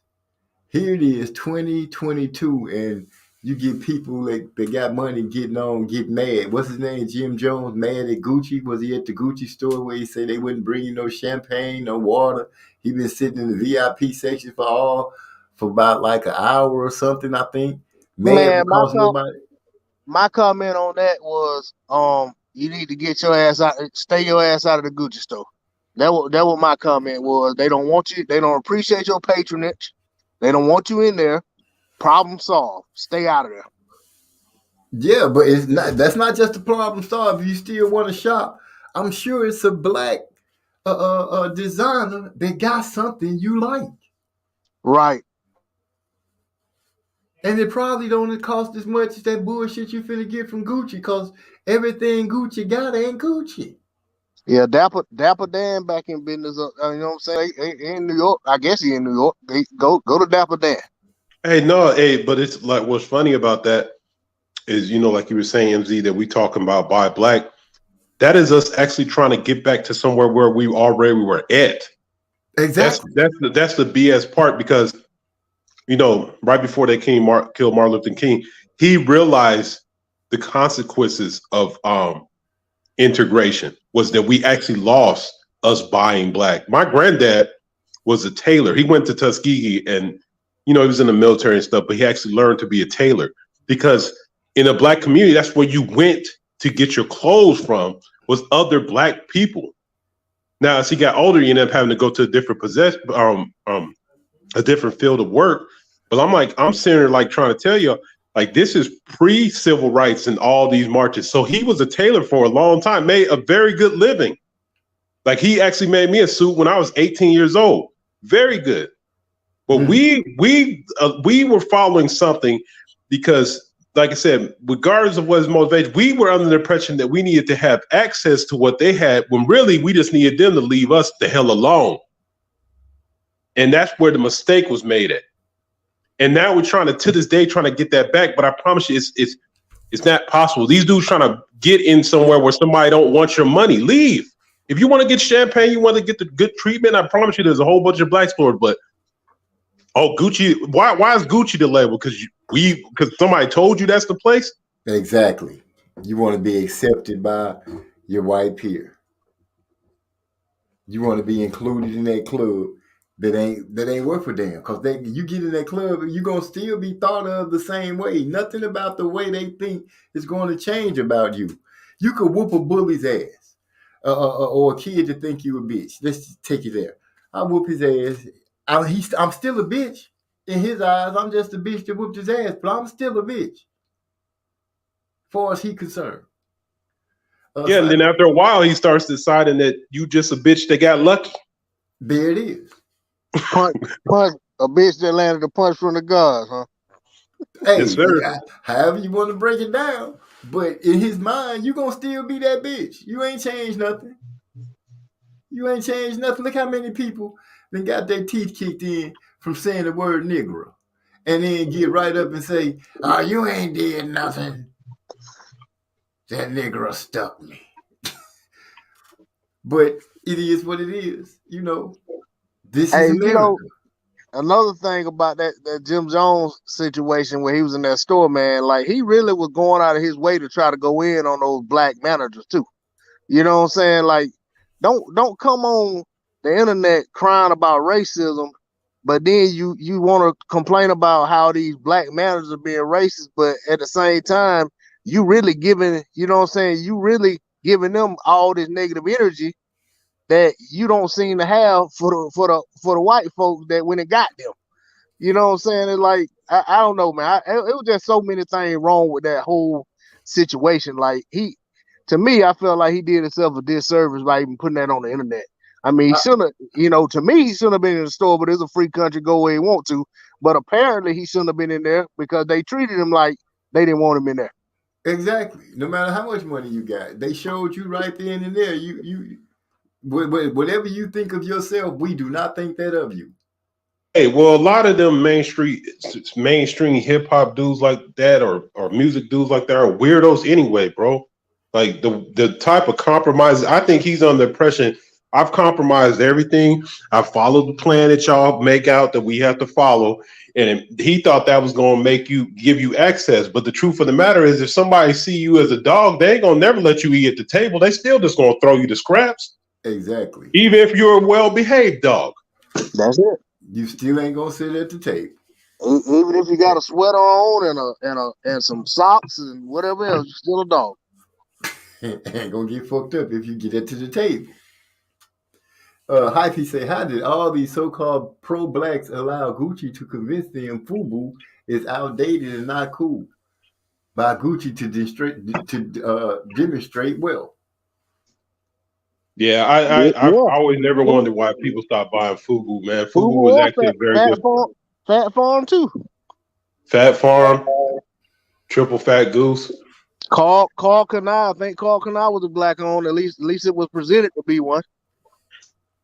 Have you noticed that usually when something black is flourishing, some rumor comes out that they let somebody infiltrate, or it's not all black, or it's some country in Germany that owns it, and black people so swift to just follow through. Oh, what? I don't fuck with them no more. Hey, nah, but hey, sometimes that bullshit be legit. Like when Beyonce and Jay-Z was complaining, talking about, oh, nobody's supporting our app and it's a black-owned business and blah blah blah. Then they show the staff and only 2 black people in the room is them. It's like, what? Yeah, what you mean black-owned? Just because you own it, but you got them work. Like, I We're the think black people we that under should be impression. working. Like, look, if you think of any other business, like when you go into a Chinese food place and they can say what it is. But anytime they work somewhere, they bring everybody else they know. Right. As soon as you see a Hispanic manager at a store, guess what? I went to a Church's Chicken and it was full of Mexicans. Now I was like, wait a minute. Wait a minute. All right. Let me get 2-piece, bro. But you know what I'm saying? So it's like, so I can understand that to a point, but it's always gonna be some negativity, man. I'm surprised, like, there's only a few people that actually are able to survive that. I mean, we get a mini contra of that in boxing. Like if you don't follow certain rules and you got to do this and you got to compromise yourself this way. So it's hard for us. But people, like I said, we like to talk shit about each other. And we think that's cool. Oh, yeah. Oh, he got a black business. Oh, I bet you that stuff ain't. Man, I bet you, that stuff is high as hell. There it is. Some negative shoots for it before you even give it a chance to flourish. See, if you ask me, the racists and the white supremacists, they've done their job well because they can sit back and look at some of their work and say, look how they fight amongst each other. Look how the smallest things that don't mean anything can make them want to kill each other. And look how they dissolve our wealth, bro. Like, I'm just like, I don't know if y'all seen this with, I don't know if I probably might have said this already, but Tina Turner, man, she's sick and stuff and dying and whatever, but her husband's that white dude. This motherfucker just bought a $76 million house, bro. Every dime she made, all that wealth she's developed is gonna go right back to white folks. Like, it's just like every time we establish something, you can't think like if I really sit here and think of a person that that's in the black community that you can show has had generational wealth of at least 4 generations. We can think of 2 maybe, but I can't name one person that we can think of like, oh, they've established 4 generations of where this wealth has been passed down. Right, because a lot of the money is new, and those that have it hide. Well, a lot of times they get played out of it too. You know what I'm saying? A lot of times, somewhere along the line, and maybe not sometimes in the actual the generation of the earner themselves.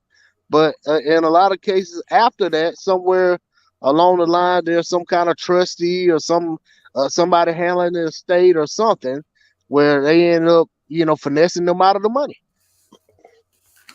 When I seen that stuff where Kevin Garnett was talking about the dude finessed them off like of $100 million, I'm like, and then you realize he really did. The thing about it is like people don't understand, man. If you don't know how to keep money, you'll lose it just as fast as you got it. That's why people be like, oh, how did he lose all that money? Because it's very easy to get money soaked up out of you. People don't realize money is just all cash flow is money going from one person to the other. Like all the money that you see is the same money, just either go from one person to the next. So if you see the stock market going up, guess what? Somebody getting money, but somebody losing money. So that's all it is. So they just pass it back and forth. And so some of the people that are smart actually can to it and pass it for generation down. But most people end up getting sucked down like that. And I guess it's maybe a bad example because I don't think he really had that much money when he died. But like you take like DMX, something as simple as a will makes it so that you have some money to distribute. No, because that stuff automatically goes into a state fund. A lawyer sucks it dry. And by the time it gets distributed, each one of your kids is getting a $20,000 check when you came off a $30 million career. Hey, a prime example of what you're talking about is somebody who actually had a lot of money when they died, but didn't have a will. It's Prince. Oh God. Well, we don't even know. Well, you're right. He didn't have any black man over 45. No, any black man over 45 years old that has any kind of substantial wealth should have at least something on paper that says where your money goes. Prince was 50 some years old. ain't like I don't even understand. Even if I feel like maybe something happened to him, but how you don't have that? How you don't have nobody? Like that's crazy, man. Like you got to think to yourself: is that money worth that much? Where you don't have nobody, like nothing to hold down, nobody looking out for you, nothing. That's sad, bro. Yeah, that is that does say I got my wheel ready. My stuff is set, so I'm good on that part. Hyphy, I have to insert this black disclaimer. Be careful, MZ. They watching us. The CIA gonna put your channel on the black extremist list. YouTube gonna censor you. Nah, I'll be all right. I ain't got that black. Where they gonna be mad at me. I still talk about I be undercover low key, so be careful what you say. No, Cyber Supreme TV said exactly on when you was cooking earlier. So Warzone agree with you too. Carla Can, who was that? While Willie Lynch still working. Hyphy say rule number 17: the fool and his money will always split. Prince didn't trust lawyers, says Derek Bailey. Well, even with that, he could have had hindsight is always the best sight, they say. But hey, I'm gonna keep it a real, man. When you are that rich and you maybe you don't like the professionals in your look, Prince lived long enough to have known a couple of people he could have ran through college or something to grow up into a system to take care of his money. Because I mean, you got to have something going on. There's a few people that I know that are actually going to pay maybe to do it, but like I said, that's probably only one generation over. Ice Cube, what's his name? Master P. I seen him do it with his son, but I don't know what's going to come of his son and his kids. You know what I mean? Right. His son seemed to have his head on pretty good though. Oh yeah, because his dad raised him perfectly for how you did. People can say whatever you want. Master P was excellent at holding on to the money and understanding what to do with it and what moves not to make to capitalize fully on your potential, because he knows all that shit is, you're not infinitely going to be on top of the game. You may have a small window. That's why, y'all remember back in the day, No Limit had like an album out every other month, and you have a Mystical album, there's 30 people on there. You're like, damn, I thought this was Mystical album. Who's all these other niggas like? No Limit was dropping albums faster than that. They were dropping like maybe 3-4 albums, it seemed like a month, because and then they gave in those little plastic cases. Those cases were tight too. The signature cases they used to come in. Man, yeah. The man was a marketing. He turned himself into a marketing genius. He went into that music and carved himself a way out, settled out the trunk of his car and everything. So determination also helps to have a team that is willing to look at the dream and everybody willing to put in on it. That also helps. But if somebody get to tripping and turn into a wobbly tire, that'll fuck up the whole trip. So you get lucky with something. He just happened to be lucky. He had enough brothers and enough artists around him to be able to do what he did. Yeah, exactly. He that's an example of exhausting your own resources, right? And maximizing them. And that's exactly what he did. He kept it in house, and he grew it. Like I said, quietly. He's under the radar. And he's smart enough. Like I said, you see him occasionally now and then popping up on stuff, but the way he raised his son, he's like, look, these are the things you're going to take care of because you need to be prepared. Right. And then once you prepare, I'll slowly give you this other stuff. And that was perfect because now you raise somebody that's going to appreciate it. You ain't give no spoiled kid that just think, oh, this money came from the air, and next thing you know, it's gone. Next thing, y'all whole family disgustedly broke. Hyphy say No Limit will hit you with a double disc.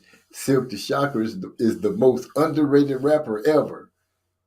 Hey, that first Silk the Shocker album was dope. I ain't gonna lie. I do. Hey, you got cats out here now biting off Silk the Shocker style, and they making millions off of it. Yep, that is. Now that you say that is Silk the Shocker style. A lot of these dudes rapping that broken kind of rap and quick speed up and slow back down. Yeah. I feel y'all go look at y'all now and going to the deep, but yeah, that's what it is. Hyphy riding with us tonight. Hyphy came up with some good points. He ain't threw too many slugs tonight, so I gave him a 95.5 on grade and was chilling with the camp. Yeah, Hyphy hydrated tonight, so he feeling himself. That's what's up. Drink more water, brothers. Drink more water. Hey y'all, I'm gonna go ahead. I'm gonna have to go and get on off here, man. I got to get up early, and I didn't get no sleep last night from hanging on a panel with Marlo them later than I should have. Hey, But you know what? You're right. I'm gonna go ahead and get ready to lay it down myself. I didn't realize the time would fly as it has. Yeah, man, for real though. Hey, I appreciate it, man. I'll catch you. I'm glad I was able to jump on, man. I know I was late, but hey, at least I caught you like your title, better late than never. Hey, there it is. Because I was late myself. And for those that don't know, I'm gonna have to remind y'all every week. I got me a thing on Spotify called "What's the Damn Deal with MZ?" I'm telling stories of my past coming up. I'm talking real stories, stupid shit that happened, but. Yeah, I got to download Spotify. Yeah, I started listening to it. I just found out it was free. When I think Marlo was the one told me it was free. Yeah, you don't necessarily. You can download on your phone, but if you like, you can just go to the website because as soon as he mentioned it, I brought it up on there. I was listening to the story. He got a bunch on there, so yeah, y'all check that out, man.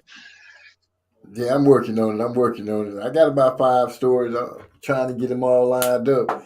When you sit down and try to think about stuff, you be like, damn, I can't tell that story because that one didn't end too good for me. So, hey, I appreciate everybody coming through tonight, man. I'm glad y'all stepped on the panel with me. Always welcome. I never ever say you can't join because you always have something good to say, and I appreciate it. Social sciences, shit. I just woke up way too tired from last night, laughing out loud. Yeah, we about to get ready to get out of here. Oh, Derek Bailey says, send me a copy of that song, Musically Zone Toast Boxing. Which song you talking about? All Day? If you want All Day, I got you. All right, go ahead and make sure I write that down. King of Kings, you want to go ahead and close it out? Or D-Lo, I'm going to go ahead and put this together for my boy. Yeah, well, appreciate everybody coming out, man. I enjoyed talking to y'all as usual, man. Love picking the brains of some real intellectual brothers, man. So y'all have a good night. Blessings to everybody. All right. Appreciate it. Yeah, hey man, likewise, man. I enjoyed being on the panel with you guys, and the chat was engaged as usual, man. Glad to see some of the names in the chat and some of the in the comments and them, giving their take on the things we're speaking on, and glad that they actually felt where we were coming from on some of the things, and they can relate to some of our perspectives on it, whether they agreed or disagreed. The feedback is always welcome, and like I said, man, it's always a pleasure to get on here and chop it up with the fam, man. I appreciate you having me on. All right. Well, with that being said, I guess I'll go ahead and hit my theme song outro. Y'all know what it is. MZ Talks Boxing.